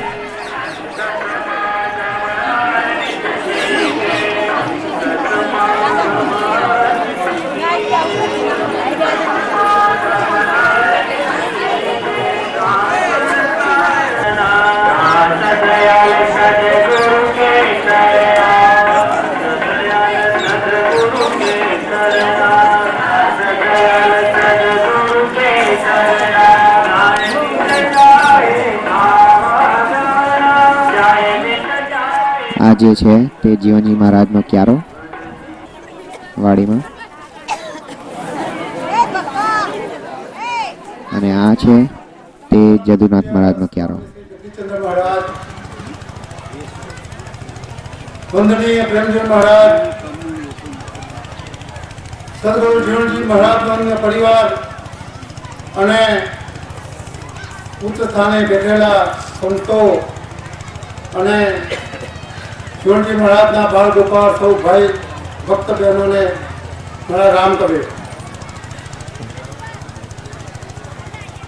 આપણા ભાગ્યથી નામદેવ કબીર સાહેબના ઉપદેશોને નવેસરથી ઘટ કરાવી સદગુરુ જીવનજી મહારાજે આપણને ફક્ત તિલક, તુલસી અને રામ કબીર નું સહસ્ત્ર નામ આપી અને સંસારમાં હોવા છતાં આપણે સંતનું બિરુદ આપી દીધું છે. અને આપણા માટે આ એક અહોભાવ ગણાય. આ ત્રિવેણી સંગમની જેમ સદગુરુ જીવનજી મહારાજે પોતાની સાથીઓમાં કેટલીય જગ્યાએ બીજો ત્રિવેણી સંગમની એક વાત કરી છે, અને એમાં આપણા જીવનને વર્ણવી દીધેલું છે. અને એ શબ્દો છે પ્રેમ, ભક્તિ અને પ્રકાશ. તો આપણા જીવનમાં કેવી રીતે વર્ણાયેલું છે એ વિશે હું થોડી વાતો કરવા માંગુ છું. તો આપણે પહેલી વાત કરીએ તો ભાઈ પ્રેમ તો કેવી રીતે આપણે ઉતરી ગયો પ્રેમ. તો સદગુરુએ આપણને અરસપરસ હરતો મળતો એકબીજાને રામ કબીર પાઠવવાનો આદેશ કરેલો છે. અને આ રામ કબીર એટલે આપણા ભૌતિક દેહ માટે નહીં, ઔપચારિક ઓળખ માટેના નામને નહીં, પણ આપણે જો ગોપીચંદન તિલક ધારણ કરીએ છીએ તો બાલમાં બિરાજે આત્મા, જે પરમાત્માનો અંશ સ્વરૂપે બિરાજેલ છે, એ આત્માને રામ કબીર તરીકે ઓળખી આપણે દરેકનામાં પ્રભુનું દર્શન કરીએ છીએ. અને જ્યાં પ્રભુનું દર્શન કરવાનો હોય દરેક જીવમાં, ત્યાં પછી એના ગુણોનો પ્રશ્ન રહેતો નથી.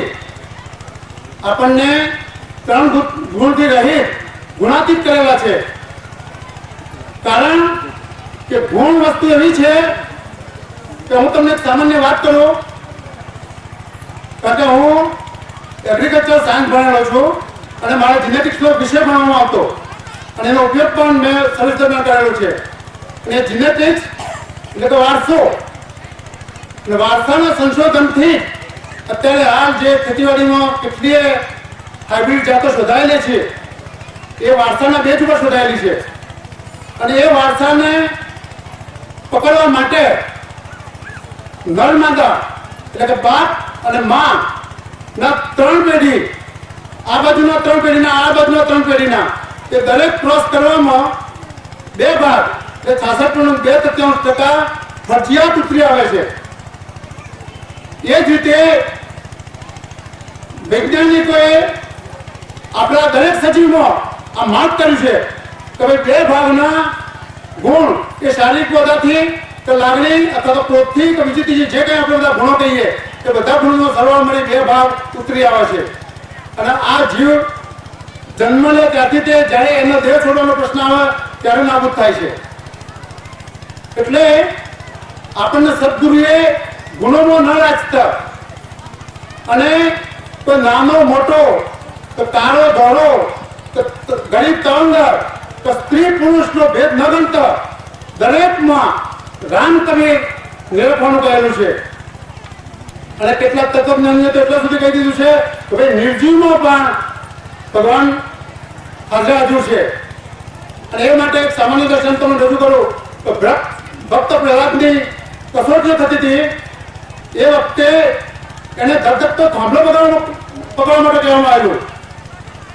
અને ભક્ત પ્રહલાદ બીવે નહીં, ગભરાય નહીં, એ માટે ખુદ નૃસિંહ સ્વરૂપે ભગવાન પ્રગટ થઈ અને દર્શન આપેલો થાંભલો ફાટીને.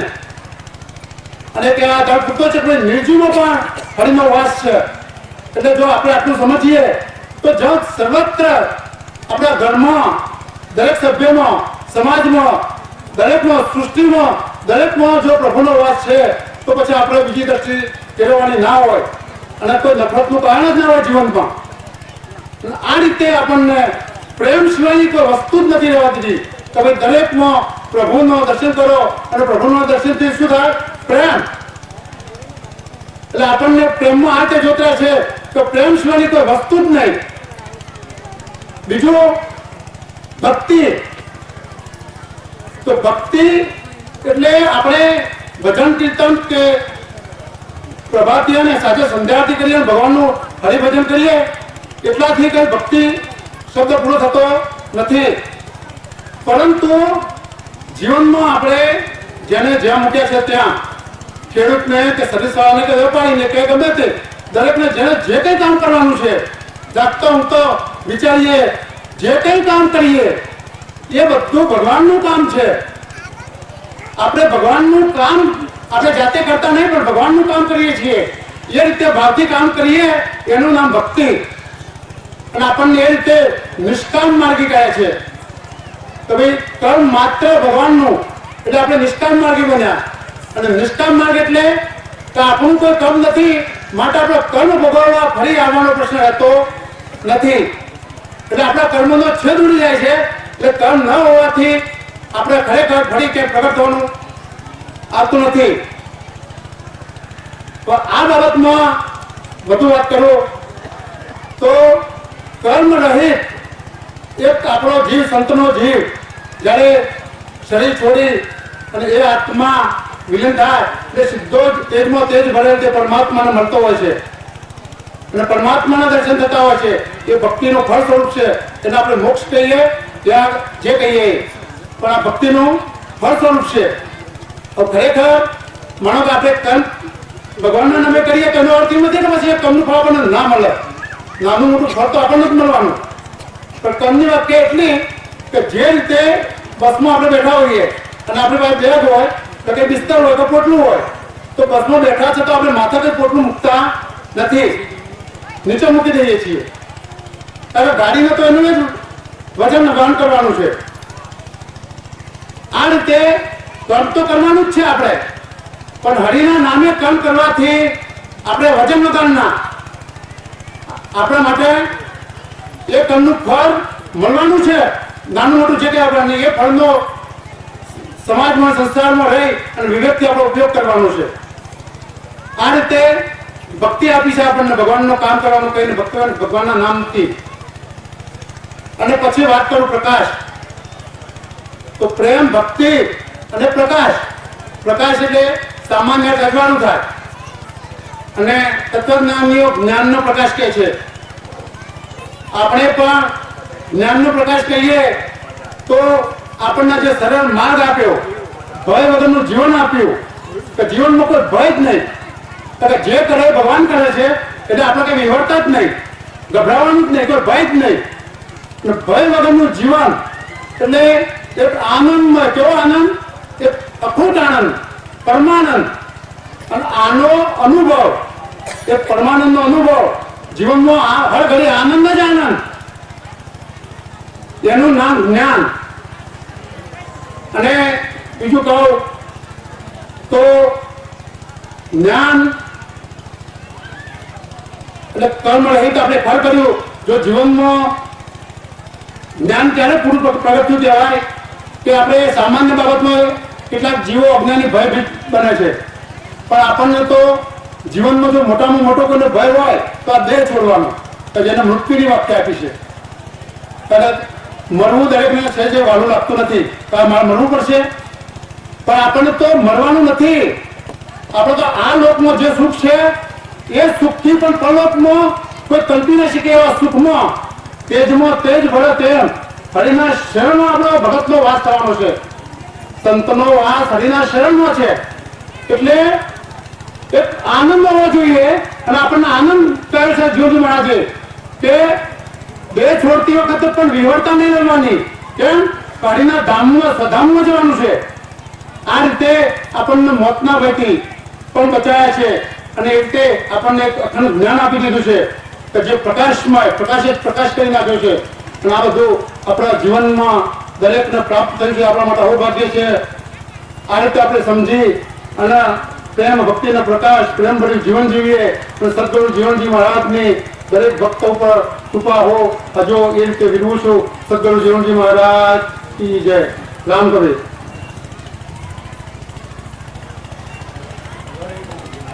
કે તેઓ ગુરુ મહિમા અને વ્યસન મુક્તિ વિશે સમાજને ઉદ્બોધન કરે. મુરબ્બી શાકાભાઈ.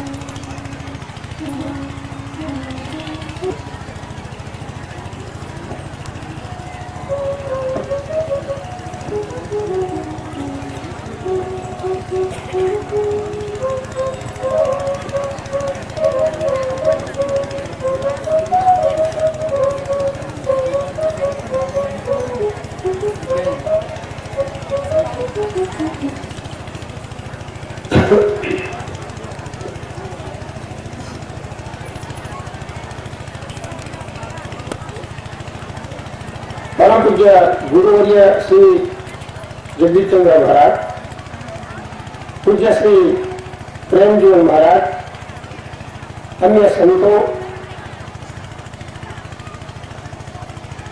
નાનીપાલ, મોતીપાલ, સુરત અને મહેસાણા જિલ્લાના ભક્ત સમાજના બધા વિસ્તારના ભાઈઓ બહેનો અને સર્વે ભક્તોને તથા અન્ય આમંત્રિત મહેમાનો સર્વેને મારા રામ કરી.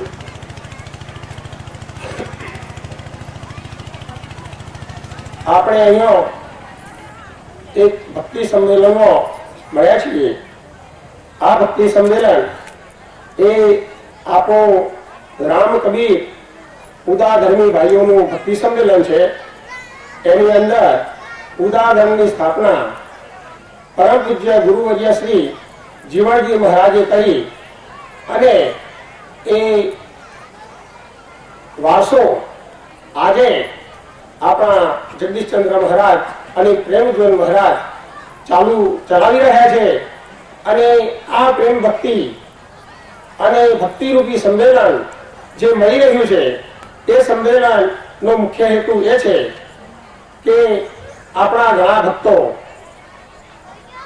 ગામડાઓમાં ખેતી કરતા હોય, ભક્તિ શું છે, ભક્ત શું છે અને ભગવાન શું છે એને ઘણા ભાઈ બહેનોને સમજ જ નથી.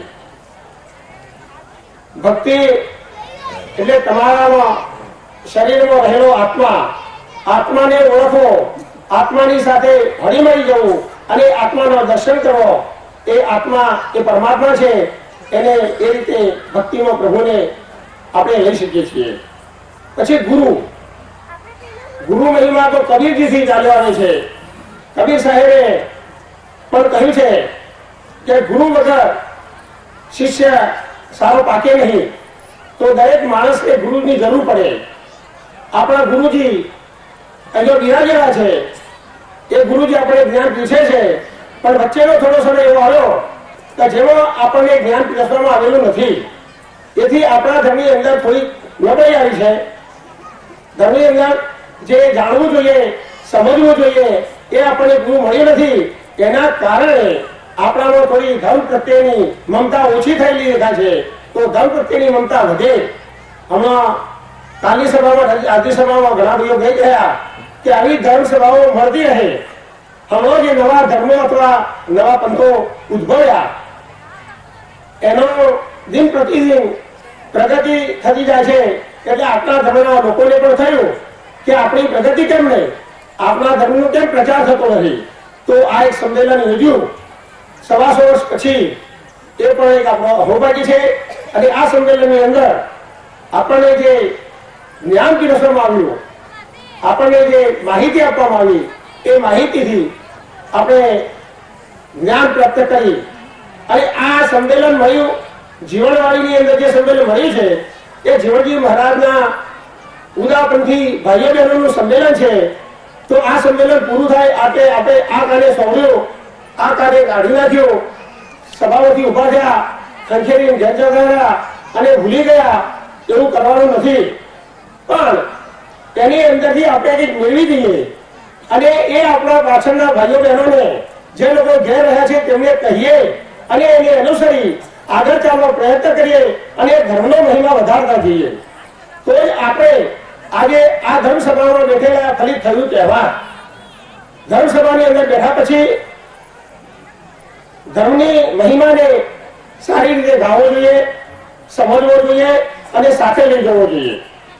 હવે આજથી 350 વર્ષ પહેલો જીવનજી મહારાજે અહીંયા જે ધર્મની સ્થાપના કરી અને એના વિશે ઘણું કહેવાઈ ગયું છે. છતાં આપણા જીવનજી મહારાજના ગુરુ ગોપાલદાસજી હતા અને ગોપાલદાસજીના ગુરુ જ્ઞાનીજી હતા. અને જ્ઞાનીજીએ નજીકના એક ગામમાં ગાદી સ્થાપેલી. હવે આપણે આગળ જઈએ તો ધર્મ વિશે ગુરુજીએ કહ્યું છે અને બીજે પણ કહેવાનું છે જે જો તું ચાહે હું જ તો છોડ सकल की आस मुझ ही जैसा हो रहे सब सुख तेरे पास. આમાં કહેવામાં આવ્યું છે કે જો તું સારી રીતે જીવન જીવવા માંગતો હોય તો તું દુનિયાની આશા છોડી દે.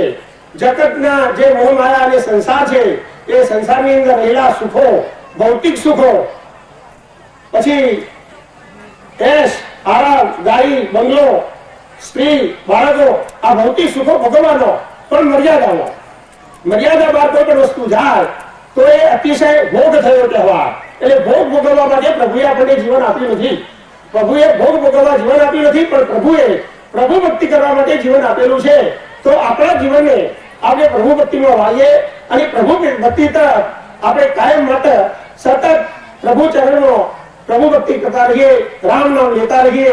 તો જ આપણે એ સાખી ફલિત થઈ કહેવાય. અને કબીર બીજકની અંદર એ સાખી 338 નંબરથી આપવામાં આવેલી છે. આગળ જતો એક શબ્દમાં કબીર જેમ કહે છે કે સभी अर्थ विचार भजिए निर्गुण राम को तजिए विषय विचार.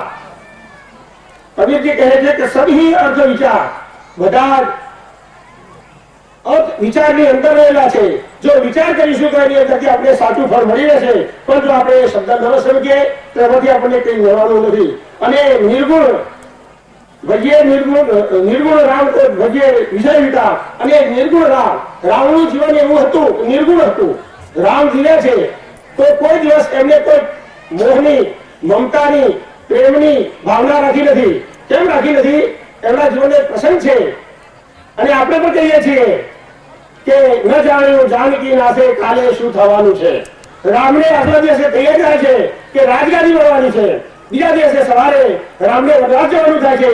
તો એ દિવસે જયારે વનવાસ જવાનું કહેવામાં આવે છે કે રામના મન ઉપર કોઈ અસર થતી નથી, રામને કોઈ શોક થતો નથી. રામ હસતા હસતા કહે છે કે હા ચોક્કસ હું જઈશ અને વનવાસ ભોગવીશ. એ વખતે એમ નથી કહેતા કે ભારતની રાજગાદી મને કેમ વનવાસ, આવું કહેતા નથી. માટે એમને નિર્ગુણ જીવન જીવ્યા છે. સંસારમાં રહેવા છતાં એમને સંસારના સુખોથી અલિપ્ત રહ્યા છે અને ભક્તિ કરી છે. અને રામ જે રીતે જીવન જીવ્યા એ રીતે આપણે જીવન જીવવું જોઈએ, એવું આપણે કબીરની વાણીમાં કહેવામાં આવ્યું છે. નીચેની એક સાખી આપણા પંચરત્ન માળાની અંદર છે, એમાં કહ્યું છે, અવસર ચલ્યો રે જાય, અવસર ચલ્યો રે બજાય, મુઠ્ઠી એક મઠિયા, મુઠ્ઠી એક કઠિયા, સંગે કહું ન જાય હો પ્રાણિયા. ફરીથી, મુઠ્ઠી એક મઠિયા, મુઠ્ઠી એક કઠિયા, સંગે કહું ન જાય હો પ્રાણિયા. દેહડી લગી રે તોરી સંગી રે જો મહેરિયા, ફરસાણી લગી રે તોરી માય, મરણ લગી રે સબ કોઈ, કુટુંબ પછી હંચેલા એકલો જાય હો. આની અંદર પણ કહેવામાં આવ્યું છે કે જીવનની અંદર મનુષ્ય દેહ મળે છે તો મનુષ્ય દેહ એ અમૂલ્ય દેહ છે. સૃષ્ટિ પર જીવોની ઉત્પત્તિ હજારોની છે. એની અંદર સમજ શક્તિ, વિચાર શક્તિ, બોલવાની શક્તિ, ઉત્પન્ન કરવાની શક્તિ, વાપરવાની શક્તિ, આ બધી શક્તિઓ મનુષ્ય નામો છે. તો આ મનુષ્ય શક્તિનો સદુપયોગ કરવા માટે આ શક્તિ કવિજી આપણને આવી છે. એટલે કહે છે કે મનુષ્ય જીવન મળ્યું છે તો તું જીવતો છે. જો જીવતો ન શીખીશ અને મરી જઈશ તો મરી જઈશ, તારી સાથે કશું આવવાનું નથી. ફક્ત સાથે શું આવે છે? એક મુઠ્ઠી માટી અને એક મુઠ્ઠી લાકડો. પંચ તત્વોની અંદરથી જન્મ થયો અને પંચ તત્વોની અંદર તું સમાઈ જઈશ. માટે હે ભક્ત, હે માણસ, તું પ્રભુ ભક્તિ કર અને પ્રભુ ભક્તિ કરતો કરતો પ્રભુમય બની જા. જ્યારે તું જઈશ, જ્યારે તારું મરણ થશે ત્યારે તારી સાથે તારી પત્ની, તારી માતા, તારો બાળકો કે તારા સગાવાળા મિત્રો કોઈ આવવાના નથી. કેમ કે પત્ની અને માતા ઝોપા સુધી, સગાવાળા મિત્રો સ્મશાન સુધી, અને સ્મશાનનો પોટમાં લાકડો ભેગો કરી લાકડો પર સુવાઈ દિવાસીને સોંપી અને બધા પાછા આવવાના છે. એ આપણો સંબંધ ફક્ત જીવવા સુધીનો છે. મરી ગયા પછી આપણી જોડે સંબંધ નથી.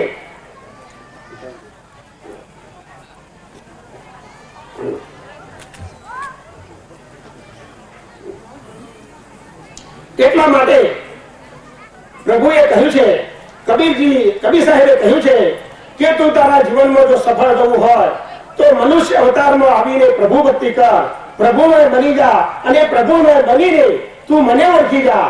ક્યાં ઓળખવાનો છે? પ્રભુ તમારામાં બેઠો છે. આત્મા છો પરમાત્મા, જીવ આપણામાં છે. આપણે કોઈને લાફો મારીશું તો તરત આપણને એમ થશે કે મેં લાફો માર્યો. પણ એ વિચાર સોજે ઘેર એકલા બેસીને કરજો તો તમને સમજાશે કે મેં ભૂલ કરી છે.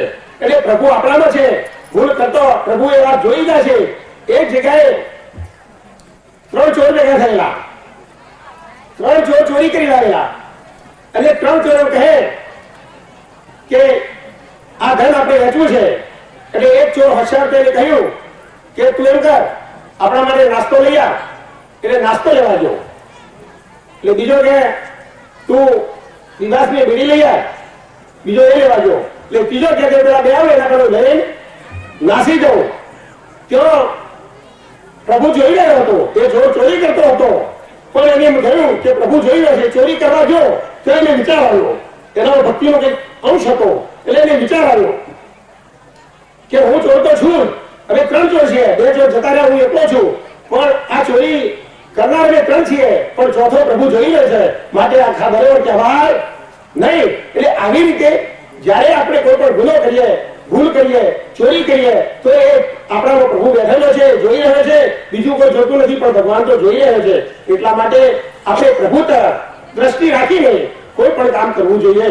એમ એને આપણને પ્રભુજીએ અને કબીરજી અને જીવનજી મહારાજે બોધ આપતો કહેલું છે કે તમે તમારા જીવનમાં પ્રભુને કાયમ માટે રચના હો, પ્રભુને કાયમ માટે ભસતા હો તો કોઈ દિવસ દુઃખ આવશે નહીં. હવે મુખ્ય મુદ્દો મારો છે ટૂંકો કે આપણો ઉદા પંથ કહેવાય છે કે ઉદા સૌથી જુદા. શા માટે ઉદા સૌથી જુદા? એ જૂની એક કહેવત છે, એના અનુસંધાને મને અનુભવ છે કે હું જયારે મોટો થયો ત્યારે મારો બાપુજી મને એમ કહેતો કે તું બહાર ભણવા જાય છે તો તારી થાળી જુદી, તારો લોટો જુદો, તારું પાણી જુદું. કેમ? એટલે કે આપણે કોઈનું એઠું ખાતા નથી, કોઈનું એઠું પીતા નથી, કોઈના વાસણો જમતા નથી અને વ્યસન તો કરતા જ નથી. તો આપણે આપણા જીવનમાં ઉદાર ધર્મનો જો પ્રગતિ કરવી હોય તો ઉદાર ધર્મનો પહેલો સિદ્ધાંત હતો કે દોરો અને લોટો લઈને જવું અને પાણી કુવામાંથી ખેંચીને પીવું. આજે કુવો નથી તો નળથી પીવું, પણ આજે એ વાતને વિસરી ગઈ છે અને વ્યસન વધતો ગયો છે. જો આપણા સમાજમાં તો પહેલો વ્યસન નહોતો, આજે પણ ઓછો છે, છતાં નવી પેઢી જે સર્જન થઈ રહી છે એ નવી પેઢી પાન મસાલા અને ગુટકા ઉપર જઈ રહી છે. એટલે જો નવી પેઢીને સુધારવી હોય અને નવી પેઢીને આપણે પાન મસાલામાંથી અને વ્યસનમાંથી દૂર રાખવી હોય તો આપણા ઘરની અંદર જે જૂની કહેવત હતી એ પ્રમાણે કે ઉદા સૌથી જુદા, એ પ્રમાણે આપણા ઘરની અંદર વ્યસન નિર્વ્યસન મુક્તિ અને વ્યસન જે કરે એના સામે બહિષ્કાર કરવો જોઈએ એવું મારું માનવું છે. તો તમે નાનપણથી તમારા બાળકને બીડી નહીં, પાન નહીં, સોપારી નહીં, સિગરેટ નહીં, આવો નિર્વ્યસની બનાવજો, બાળપણથી સારા સંસ્કારો આપજો તો તમારી પાછલી પેઢી તમારા કરતો કંઈક સારી બનશે. આપણા બા બાપુજી જે હતો એ આપણા કરતો કંઈક નબળો હતો, એના કરતા તો આપણે કંઈક સુધર્યા તો આપણા કંઈક સુધારો આવ્યો, આપણે કંઈક સારા થયા, ધર્મ પ્રત્યે મમતા થઈ તો આપણે આપણા બાળકોને આપણા કરતો સવાયો કેમ ન બનાવીએ? ગુરુ પણ કહે છે કે ગુરુ છે શેલા છે સવાયો હોના चाहिए, તો ગુરુ કરતો શેલો સવાયો થાય તો મા બાપ કરતો છોકરો સવાયો કેમ ન થાય? એટલે આપણે પણ આપણા સંતાનોને આપણા કરતો સવાયો પકડીએ, ધર્મ તરફ મમતા રાખતો પકડીએ અને ધર્મ પ્રત્યેની મમતા અને પ્રેમ વધે એવું એમના જીવનમાં નાનપણથી મમતા વધે, ધૈર્ય વધે, શક્તિ વધે, હિંમત વધે અને શક્તિશાળી બાળકો પાસે એવી આપણે શિક્ષણ આપવું જોઈએ. કહેવાય છે કે એક સુશિક્ષિત માતા 100 શિક્ષકોની ગરજ આવે છે. જ્યારે આપણા બાળકનો જન્મ થાય ત્યારે નાનપણથી એને સારા સંસ્કારો આપો, સારા વિચારો આપો, સારી વાતો કરો અને સારું ઉઠતો બેસતો ખાતો પીતો શીખવાડો તો કોઈ દિવસ એનામાં ભ્રષ્ટ વિચારો આવશે નહીં. કહેવાય છે કે અન્ન તેવા ઓળકાર. આજે તમે ડુંગળી ખાશો તો ડુંગળીનો ઓળકાર આવશે, લસણ ખાશો તો લસણનો ઓળકાર આવશે અને લાડુ ખાશો તો લાડુનો ઓળકાર આવશે. એટલા માટે ખરાબ વસ્તુ લેવી નહીં અને જીવનમાં ખરાબ વસ્તુનો અનુભવ કરવો નહીં તો આપણા જીવનમાં કોઈ દિવસ બગાડ આવશે નહીં. પૂજ્ય જીવનજી મહારાજે આપણને જે બોધ આપેલો છે ભક્તિનો રામ મંત્ર, એ રામ મંત્ર એ મહાન મંત્ર છે. રામ મંત્ર એ મહાન શા માટે કીધો કે રામ પણ મનુષ્ય હતા પણ મહાન શા માટે બન્યા? એ સત્પુરુષ કેમ બન્યા?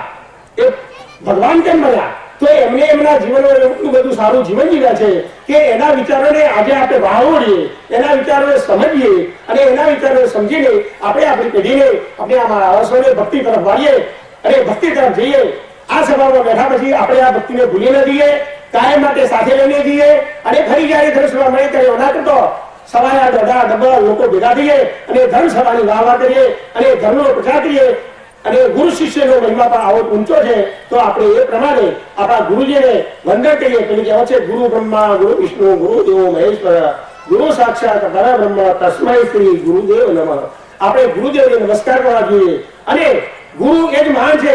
ગુરુ વિના જ્ઞાન નહીં, ગુરુ વગર કોઈ દિવસ જ્ઞાન થતું નથી. તો માટે તમામ મારા રામકબીર ભાઈ ભક્તોને નિયંત્ર છે કે આપણે જે લીધું એ સાથે લઈ જઈએ અને કાયમ માટે યાદ રાખીએ, જીવનમાં ઉતારીએ અને આપણી પાછલી પેઢીને પણ ઉતારવા માટે પ્રયત્ન કરીએ. રામ કરીએ.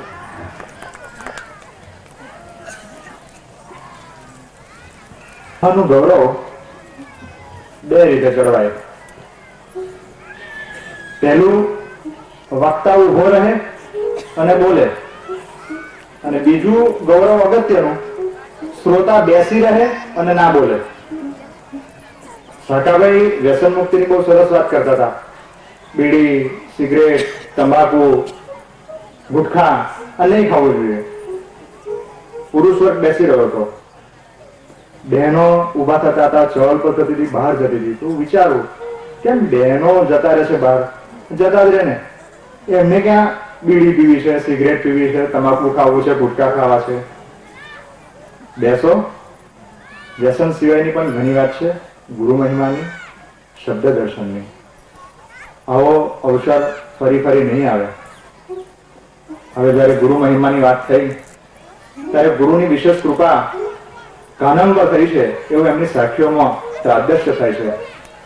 હવે કાનમના શ્રી જગજીવન રામજીભાઈને હું વિનંતી કરીશ કે તમારા પર કેવી કરુણા થઈ છે એ સમાજને કહેશો. મુરબ્બી જગજીવનભાઈ.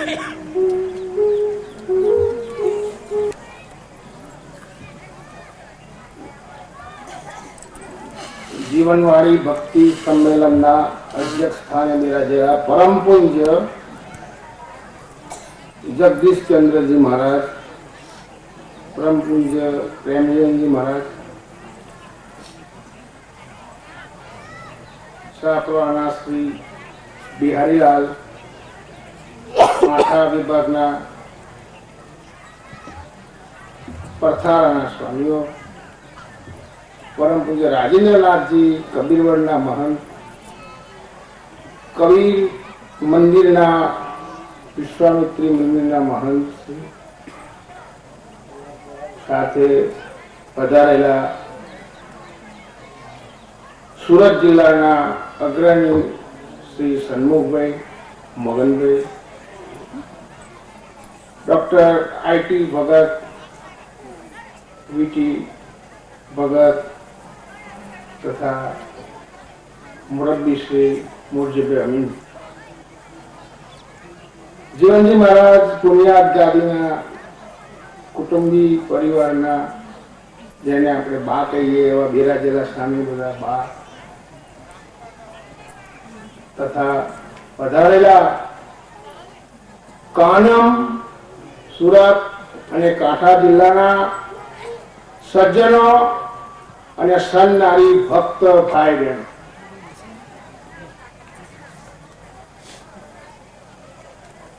ભક્તિ સંમેલન એ ભક્તિ માટેનું આ સંમેલન છે.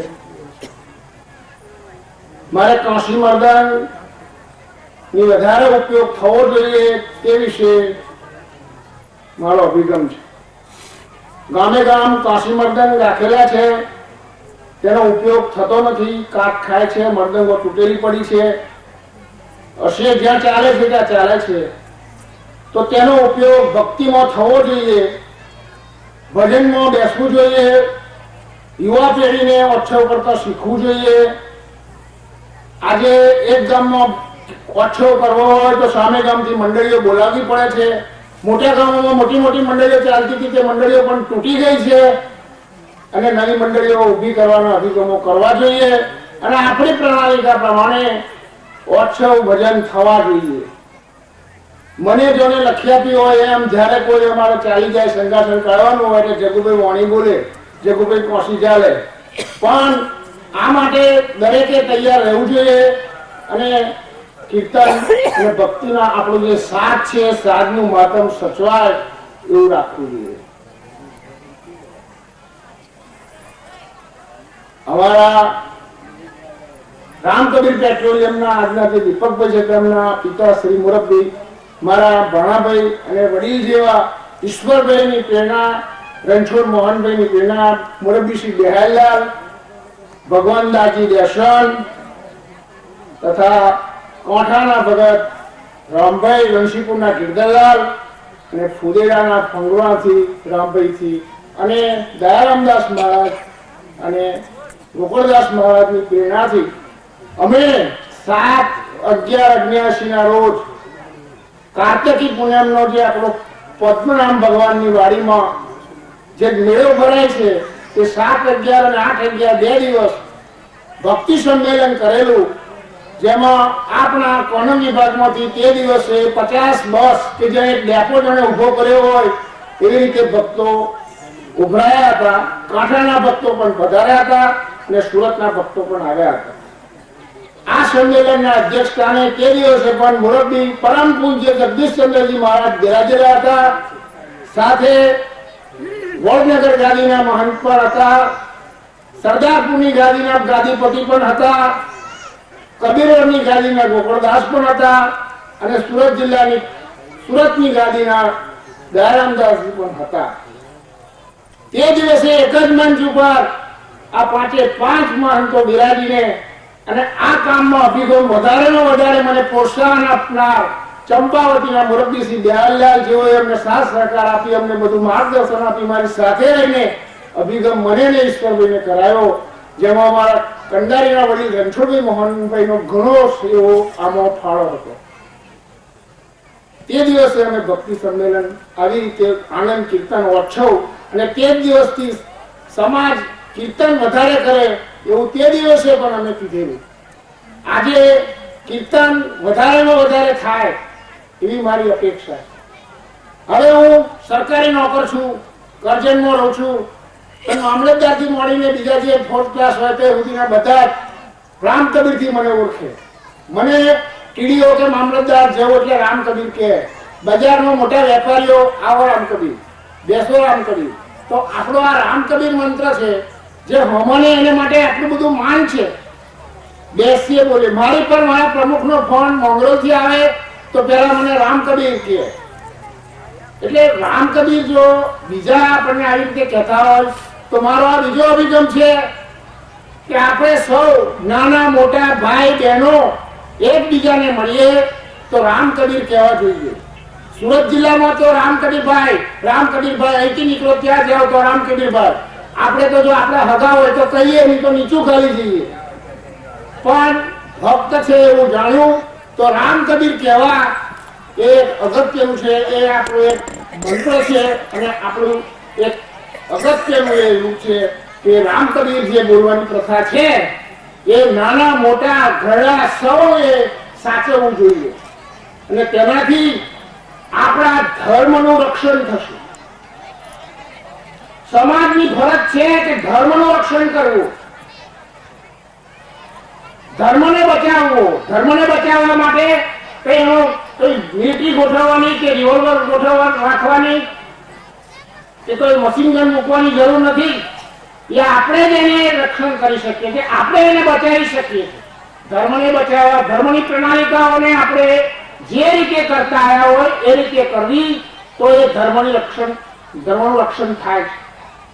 પ્રથાઓને મોડર્ન ટાઈપમાં ફેરવો એનો કોઈ વાત નથી, પણ જે આપણી ધર્મની પ્રથા છે તે જ રીતે રહે એવી રીતે ફેરવો તો તે વિશેષ આપણી પ્રણાલિકા ગણાશે. મારે ત્યાં જ્યારે કોઈ પણ એ પ્રમાણે કોઈ સરકારી મામલતદાર કે કલેક્ટર કે કોઈ ગમે તે કોઈ મારી સાથે કહે તો આપણી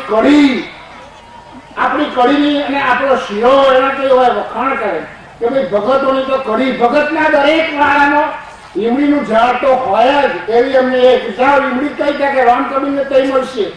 મારા ઘેર લીમડીનું ઝાડ આખા ગામમાં એમાંથી લીમડી જાય.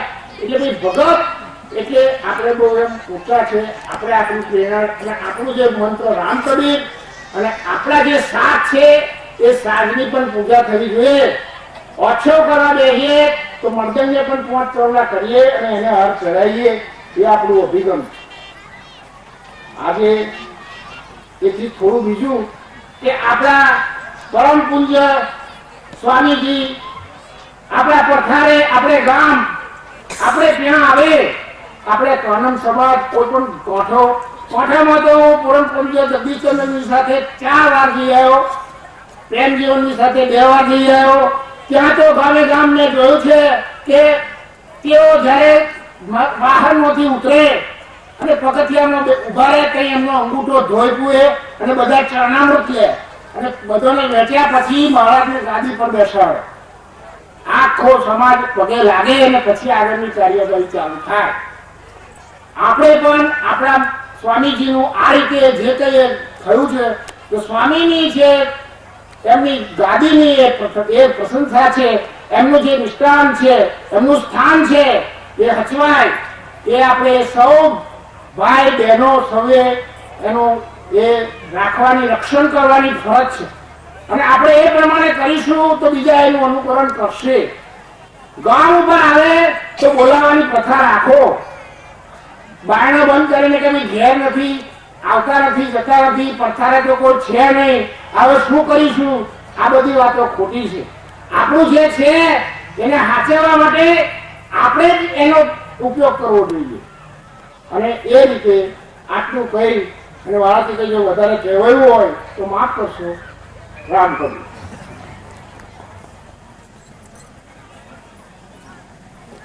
ત્રણેય જિલ્લાનો સમાજ ભેગો થયો છે. વડોદરા જિલ્લાનો તો આપણને સૌને પરિચય છે. કાંઠા પણ ખૂબ સંપર્કમાં છે. સુરત વિભાગનો ભક્ત સમાજ પરિચિત જરૂર છે, આવન જાવન ચાલુ છે, પરંતુ છતાંય આપણે તેમના ગાઢ પરિચયમાં આવવાનું છે. તેમના સંપર્કમાં આવતા ત્યાં મને એક વસ્તુ જણાઈ અને ખૂબ નોંધવા જેવી છે કે હાલ સુરતની ગાદી પર કોઈ આચાર્ય નથી, પણ છતાંય ત્યાંના ભક્ત સમાજના આગેવાનો એટલી સરસ આયોજન અને મહેનત કરે છે ત્યાં કે ત્યાં સમાજ આપના કરતા પણ વધારે સજ્જ રીતે કામ કરે છે. ક્યાંય આચાર્યની ભૂખ વર્તાતી નથી. સમાજની જાગૃતિ છે. ત્યાં ગુરુ નથી તો દાસ છે, પણ જે હોદ્દેદારો ખરા એ ગુરુની ભૂમિકામાં અને દાસની ભૂમિકામાં એવા લીન થઈ ગયા છે કે ક્યાંય પડદો દેખાતો નથી. અને આવા સુરત સમાજ માટે કબીર સાહેબની એક સાખી અહીં સરી પડે છે. પહેલી સાખીમાં પ્રશ્ન થયો છે કબીર સાહેબને કે કબીર, ધરતી અંબર જાएंगे बिन संगे कैलाश, एक मेक हो जाएंगे तो कहां रहेंगे दास. જ્યારે ધરતી અને અંબર છોડી જવાનું થશે ત્યારે અને કૈલાસ સંગાત વગર જવાનું થશે અને બધું એક થઈ જશે ત્યારે તમારો દાસ ક્યાં રહેશે? એક એવી વાત એવો કબીર સાહેબને પ્રશ્ન થયો. કબીર સાહેબે બહુ સરસ જવાબ આપેલો. કબીર, धरती अंबर जान दे बिनस दे कैलाश, एक मेक हो जान दे मैं और मेरे दास. ધરતી અંબર ને જવા દે અને કૈલાસ ને ભૂલી જા. જયારે આ બધું આવશે ને ત્યારે હું અને મારો દાસ એક થઈ જશું. એકદમ પાતળી રેખા, અદ્વૈત ભાવ. અને અદ્વૈત ભાવના દર્શન સુરત જિલ્લામાં થાય. સુરત રામકબીર મંદિરના મેનેજિંગ ટ્રસ્ટી આજે આપની વચ્ચે ઉપસ્થિત છે. થોડા મોડા આવ્યા છે, પરંતુ એમનો લાભ ન લઈએ તો કંઈક ચૂકી ગયા હોય એવું લાગે. મુરબ્બી વિનુભાઈ, જે રામકબીર મંદિર સુરતના મેનેજિંગ ટ્રસ્ટી છે, એમને હું વિનંતી કરીશ કે તેઓ તેમના અદ્વૈત ભાવના જે અનુભૂતિ છે એના દર્શન કરાવે. મુરબ્બી વિનુભાઈ.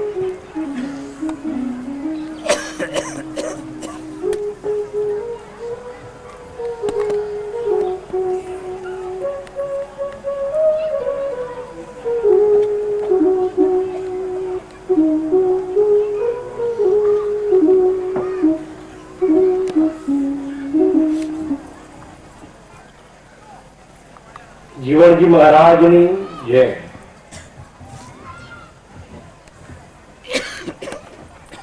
મહંત શ્રી જગદીશદાસજી, અત્રે પધારેલ મહામુનિ સંતશ્રીઓ,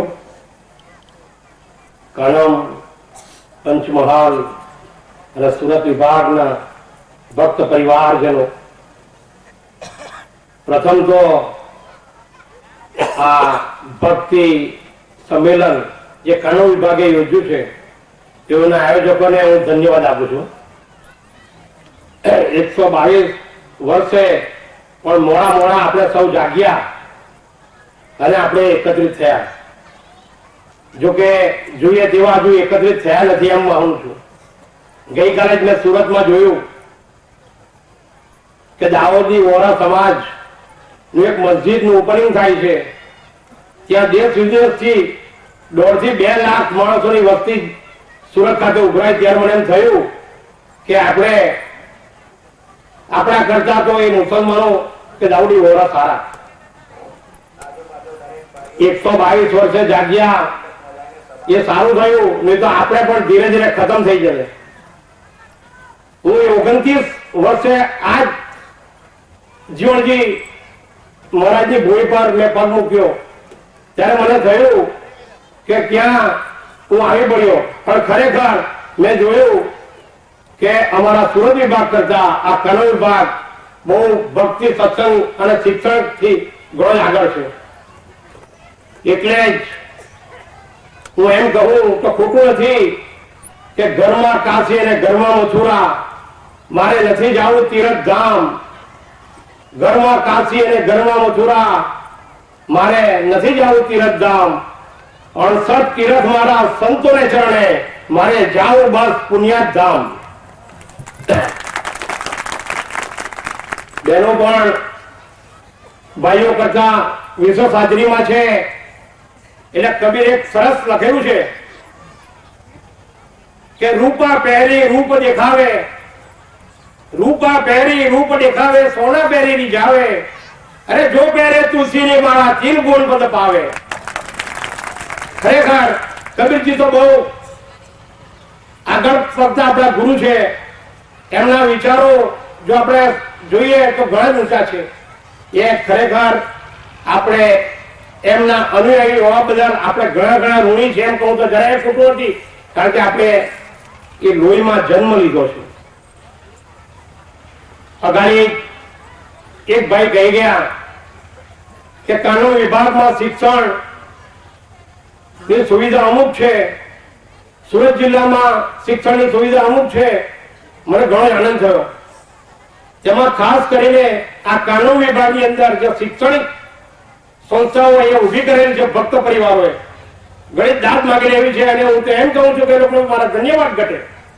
મારા સુરત જિલ્લાની અંદર આપણા ભક્ત પરિવારોએ 11 જેવી સંસ્થા માધ્યમિક વિભાગ હાર માધ્યમિકની સ્થાપી છે, એક કોલેજ સ્થાપી છે અને એક મીડિયમ ઇંગ્લિશ સ્કૂલની રહેવાસી નિવાસી આશ્રમશાળા સ્થાપી છે.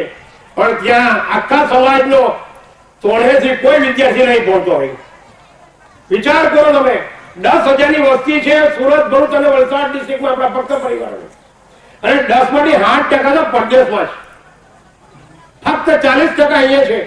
તેમાં 300 વિદ્યાર્થીઓ જો 11 જેવી સંસ્થામાં અભ્યાસ કરતા હોય તો આપણું સ્થળ ક્યાં છે તેનો ખ્યાલ કરો. અને એટલે જ અમે તમારી પાસે આવવા માંગીએ છીએ, એટલે જ અમે તમારી પાસે આવવા માંગીએ છીએ, કારણ કે ત્યાં બહેનોનું પ્રમાણ પણ અમારે ઓછું છે. હું તો તમને ધન્યવાદ આપું છું કે ધીરે અને ધીરે હવે આપણે તમારી બાજુ અમે પગ પસારો કરે છે, તમે અમને આવકાર આપો છો તો અમને ઘણો આનંદ થાય છે. હવે તો દીકરા દીકરીઓના લગ્ન પણ આ વિભાગ પડે ત્યાં થવા મળ્યા. હું તો તમને પૂરી ખાતરી આપું છું કે અહીંની છોકરી જો તે પરિવારમાં આવશે તો ક્યાંય દુઃખી ના થાય એની તમને 100% ગેરંટી આપું છું. અને હું તો તમને વિનંતી કરું, એમના વાલીઓને પણ વિનંતી કરું, ચોક્કસ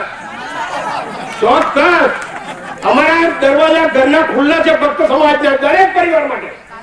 તમે આવો કે ના આવો, પરંતુ તમારા માટે અમારા દરવાજા ખુલ્લા છે.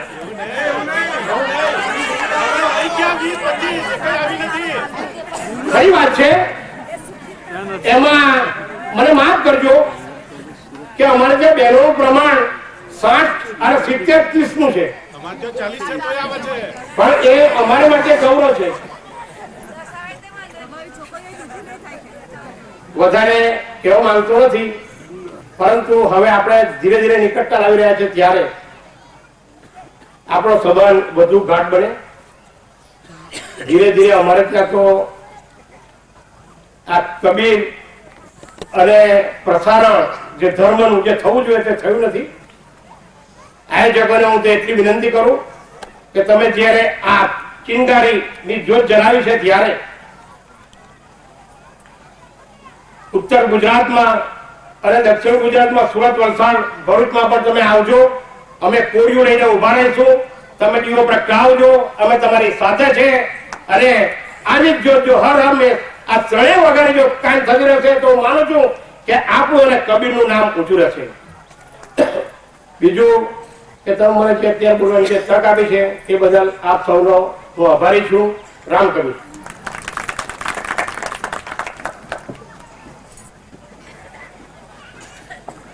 તમારા આમંત્રણનો અમે પૂરા હૃદયથી સ્વીકાર કરીએ છીએ, પણ વિનુભાઈ તૈયારી રાખજો, અમે માર ધમાલથી આવવાના. અમારી પાસે બધો કાફલો છે, જ્ઞાનનો, અધ્યાત્મનો અને સંગીતનો.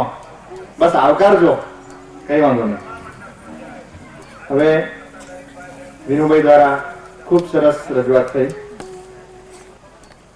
હવે આ ભક્ત સમાજના શિક્ષણ વિશે પણ થોડી આપણે વાત કરવાની છે. એવા સમયે ચલામલીના શ્રેયસ વિદ્યાલયના આચાર્ય મુરબ્બી કનુભાઈ વૃંદાવનભાઈને પણ આપણે યાદ કરવા પડે. મુરબ્બી કનુભાઈ વૃંદાવનભાઈ હાજર છે? મુરબ્બી કનુભાઈ વૃંદાવનભાઈ હાજર નથી. હવે એમના પછીના વક્તા અને હું જેમને જુવાન ડોસલો વારંવાર કહું છું એવા નવી જીથેડીના શાંતિલાલભાઈ રામજીભાઈને વિનંતી કરીશ કે તેઓ મંચ પર આવીને સમાજને ઉદ્બોધન કરે. મુરબ્બી શાંતિલાલભાઈ રામજીભાઈ.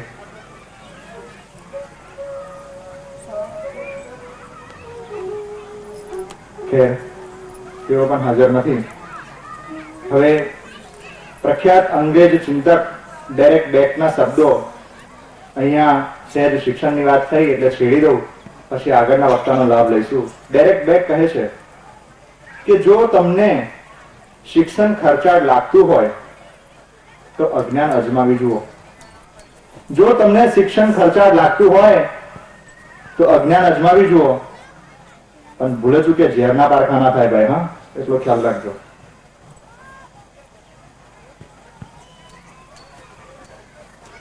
એકવાર સ્વામી સચ્ચિદાનંદ અને ડોક્ટર ગુણવંત શાહની સભામાં જવાનું થયું હતું.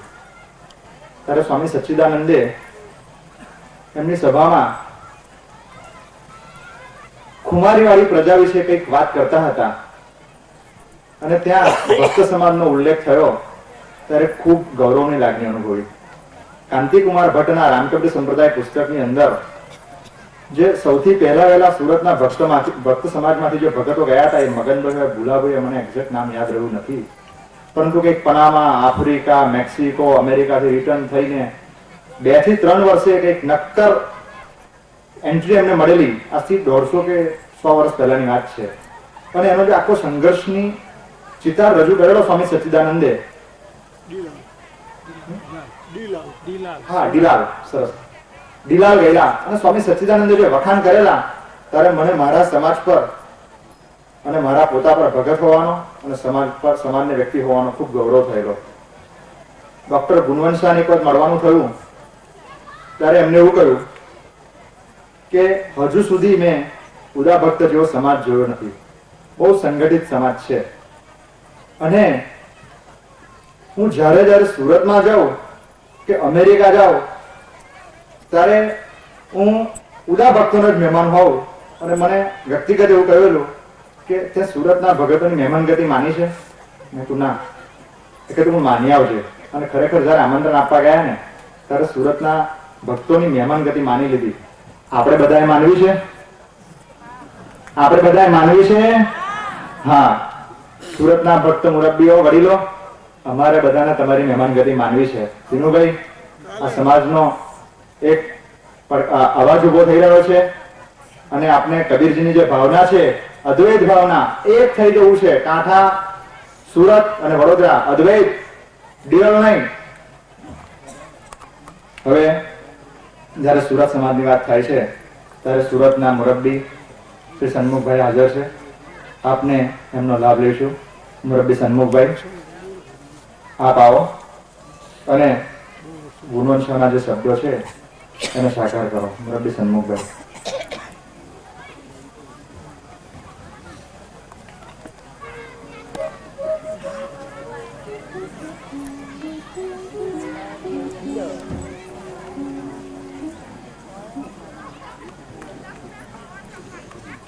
શ્રદ્ધેય જગદીશચંદ્ર મહારાજ શ્રી, આદરણીય પ્રેમચંદ મહારાજ શ્રી, રાજેન્દ્ર ગુરુ, અન્ય મહંતો, જુદા જુદા સમાજના અગ્રણીઓ, જગદીશચંદ્ર મહારાજ શ્રીનો પરિવાર અને ઉપસ્થિત ત્રિવેણી પરિવાર, આજે પવિત્ર દિવસે પુણ્યધામમાં મહેસાણા, સુરત અને કાનમ 3 વિભાગમાં વસતા ભક્ત પરિવારોનું મિલન અને સાથે સંત મિલન, સંતોની હાજરીમાં જ્યારે આપણે મળીએ છીએ ત્યારે ખૂબ આનંદની વાત છે. પહેલા તો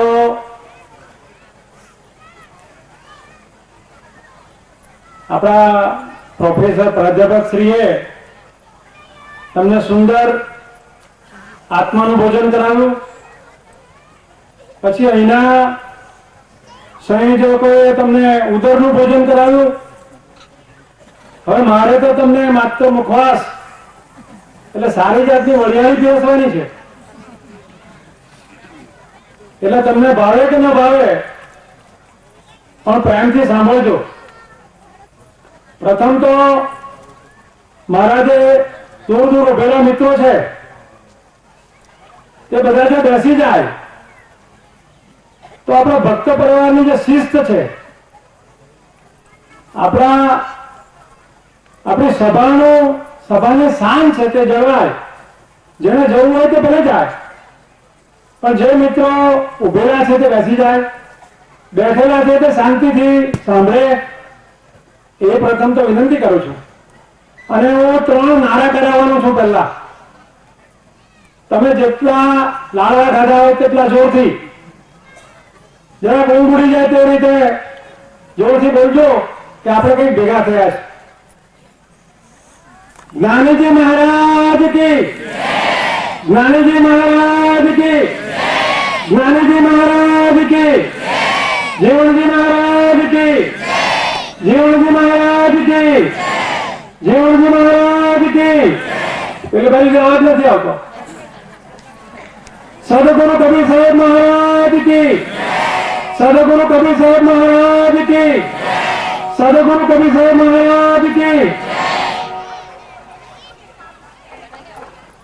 આજે આપણે આ પવિત્ર ધામમાં મળીએ છીએ ત્યારે સૌને પ્રથમ તો રામ કબીર બોલો. બધા રામ કબીર.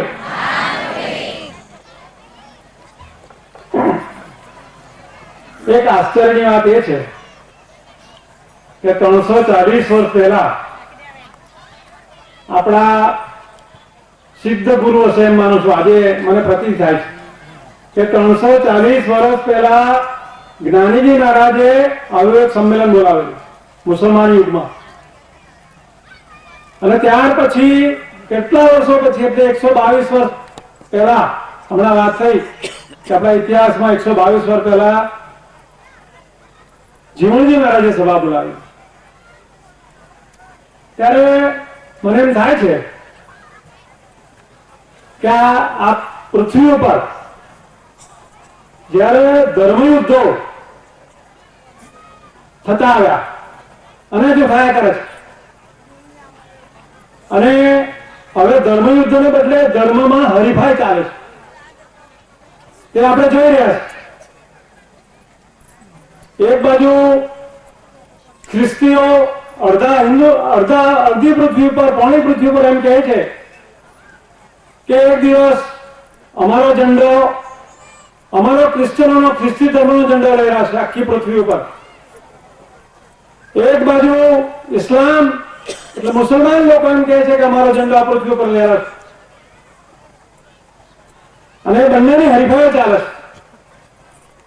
તેમાં આપણા જેવા નાના નાના ગ્રુપમાં જોડાયેલા સંપ્રદાયો, એમાં પણ હરીફાઈ. તમે જુઓ, જૈન લોકો જ્યાં ન પહોંચાય ત્યાં જઈને પૈસો ખર્ચીને મંદિર બાંધે. સ્વામિનારાયણ તો ઠેર ઠેર મંદિર બાંધે. ક્રિશ્ચનોએ પણ દેવળો કર્યા. તમે અહીંયા જોયા નથી, આદિવાસી વિસ્તારમાં જુઓ, બધાને ક્રિશ્ચન કરવા માંડ્યા છે. ત્યારે પોતાનો અનુયાયી કેટલો મોટો વર્ગ વધે તે માટે આ દેશમાં અને વિશ્વમાં હરીફાઈ ચાલે છે. આપણા સંતો મહંતો પણ જાય છે અમેરિકા, આફ્રિકા, તો ત્યાં સવાલ પૂછાય કે ભારતમાં આટલું બધું અંધારું છે ને તમે અહીંયા શાને માટે આવ્યા? ત્યારે તે લોકો એમ કહે છે કે અહીંયા પણ ભારતીયો વસે છે અને આપણા દેશની કમનસીબી છે. તમે જાણો છો કે વિવેકાનંદ ભારતમાં જન્મ્યા અને અમેરિકા જઈને ખીલ્યા, તો અમેરિકાથી આવ્યા પછી આપણે એને ફૂલ ચલાવવા માંડ્યા. આપણે ઓળખી નથી શકતા, જન્મથી નથી ઓળખતા. એ આપણા દેશની કમનસીબી છે. એવા અનેક સંત પુરુષો. આ તો ક્યાં જઈએ? આ તો કે અમેરિકા છે એટલે આપણે સાંભળવા જવું જોઈએ. ભારતમાં જ હતા, ભારતમાં જ કથાઓ કરી, આ તો અમેરિકાથી આવ્યા એટલે ઘણું કઈ લઈ આવ્યા હશે.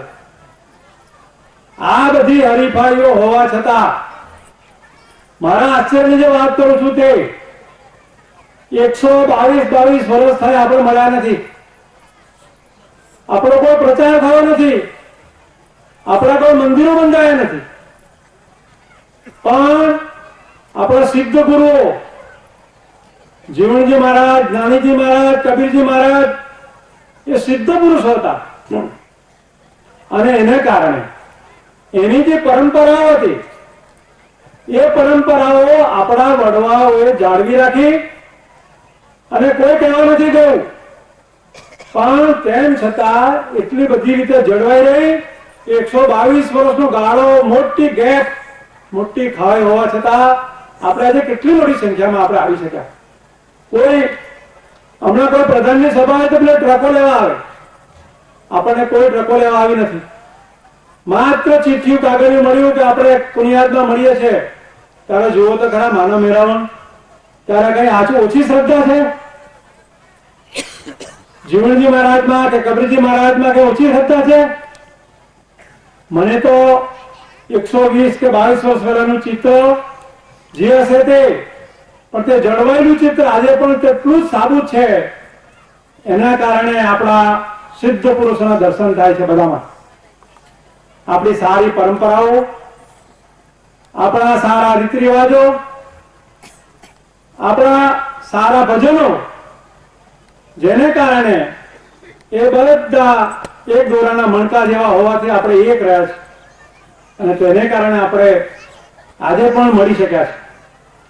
અંતર જરૂર હતું, અંતરને કારણે વેરવિખેર પડ્યા, પણ મને કહેવા દો કે આવો વિચાર અમે કરેલો અને તેને કારણે કાનમ જિલ્લાના પૂરા તો નહીં પણ થોડાક મિત્રો સુરત જિલ્લામાં આવ્યા અને ગઠબંધન થયું અને તેનો જ વિચાર ફાલો ફૂલ્યો અને આજના આપણા પ્રેરણાદાતા ડોક્ટર ઈશ્વર ભગત ની પ્રેરણા કહું તો ચાલે. એમની પ્રેરણાથી પૂજ્ય જગદીશચંદ્ર મહારાજની અનુમતિથી આજે અહીંયા જે સંમેલન થયું તે સંમેલન બહુ ટૂંક સમયમાં નક્કી થયું. તેમ છતાં આપણે બધા બહુ મોટી સંખ્યામાં આવી શક્યા. તેથી મને આ ત્રિવેણી મિલનમાં ભાગ લેતા ખૂબ આનંદ અને ગૌરવ થાય છે. સુરત જિલ્લામાંથી એટલા બધા લોકો નથી આવી શક્યા કારણ કે અમારે ત્યાં અત્યારે ખેતીની સિઝન એટલે શેરડી, કાપણી, વાવણી ની સિઝન ચાલે છે. આપણે વ્યવસાય તો બધા ખેડૂતો છે એટલે તે રીતે અમારે ત્યાં આ દીકતી સિઝન ચાલે છે એટલે બધા નથી આવી શક્યા અને તેથી અમારા સુરત જિલ્લાના ભક્ત પરિવાર વતી ક્ષમા માંગુ છું. અમારે ત્યાં વિનુભાઈએ કહ્યું તેમ 1000 ઘરમાંથી બીજા 1000 ઘર પરદેશમાં થયા છે. એક કુટુંબનો એક માણસ અમેરિકા, આફ્રિકા, લંડન છે એટલે અહીંયા વસ્તી ઓછી થઈ છે. અમેરિકામાં સૌથી વધારે વસ્તી થઈ છે એટલે ભક્ત સમાજ માટે નહીં, સુરત જિલ્લા માટે નહીં, પણ કાનૂન જિલ્લામાં પણ એવું થયું છે, પણ ઓછું છે. ત્યારે આજે વિશ્વ નાનું થયું.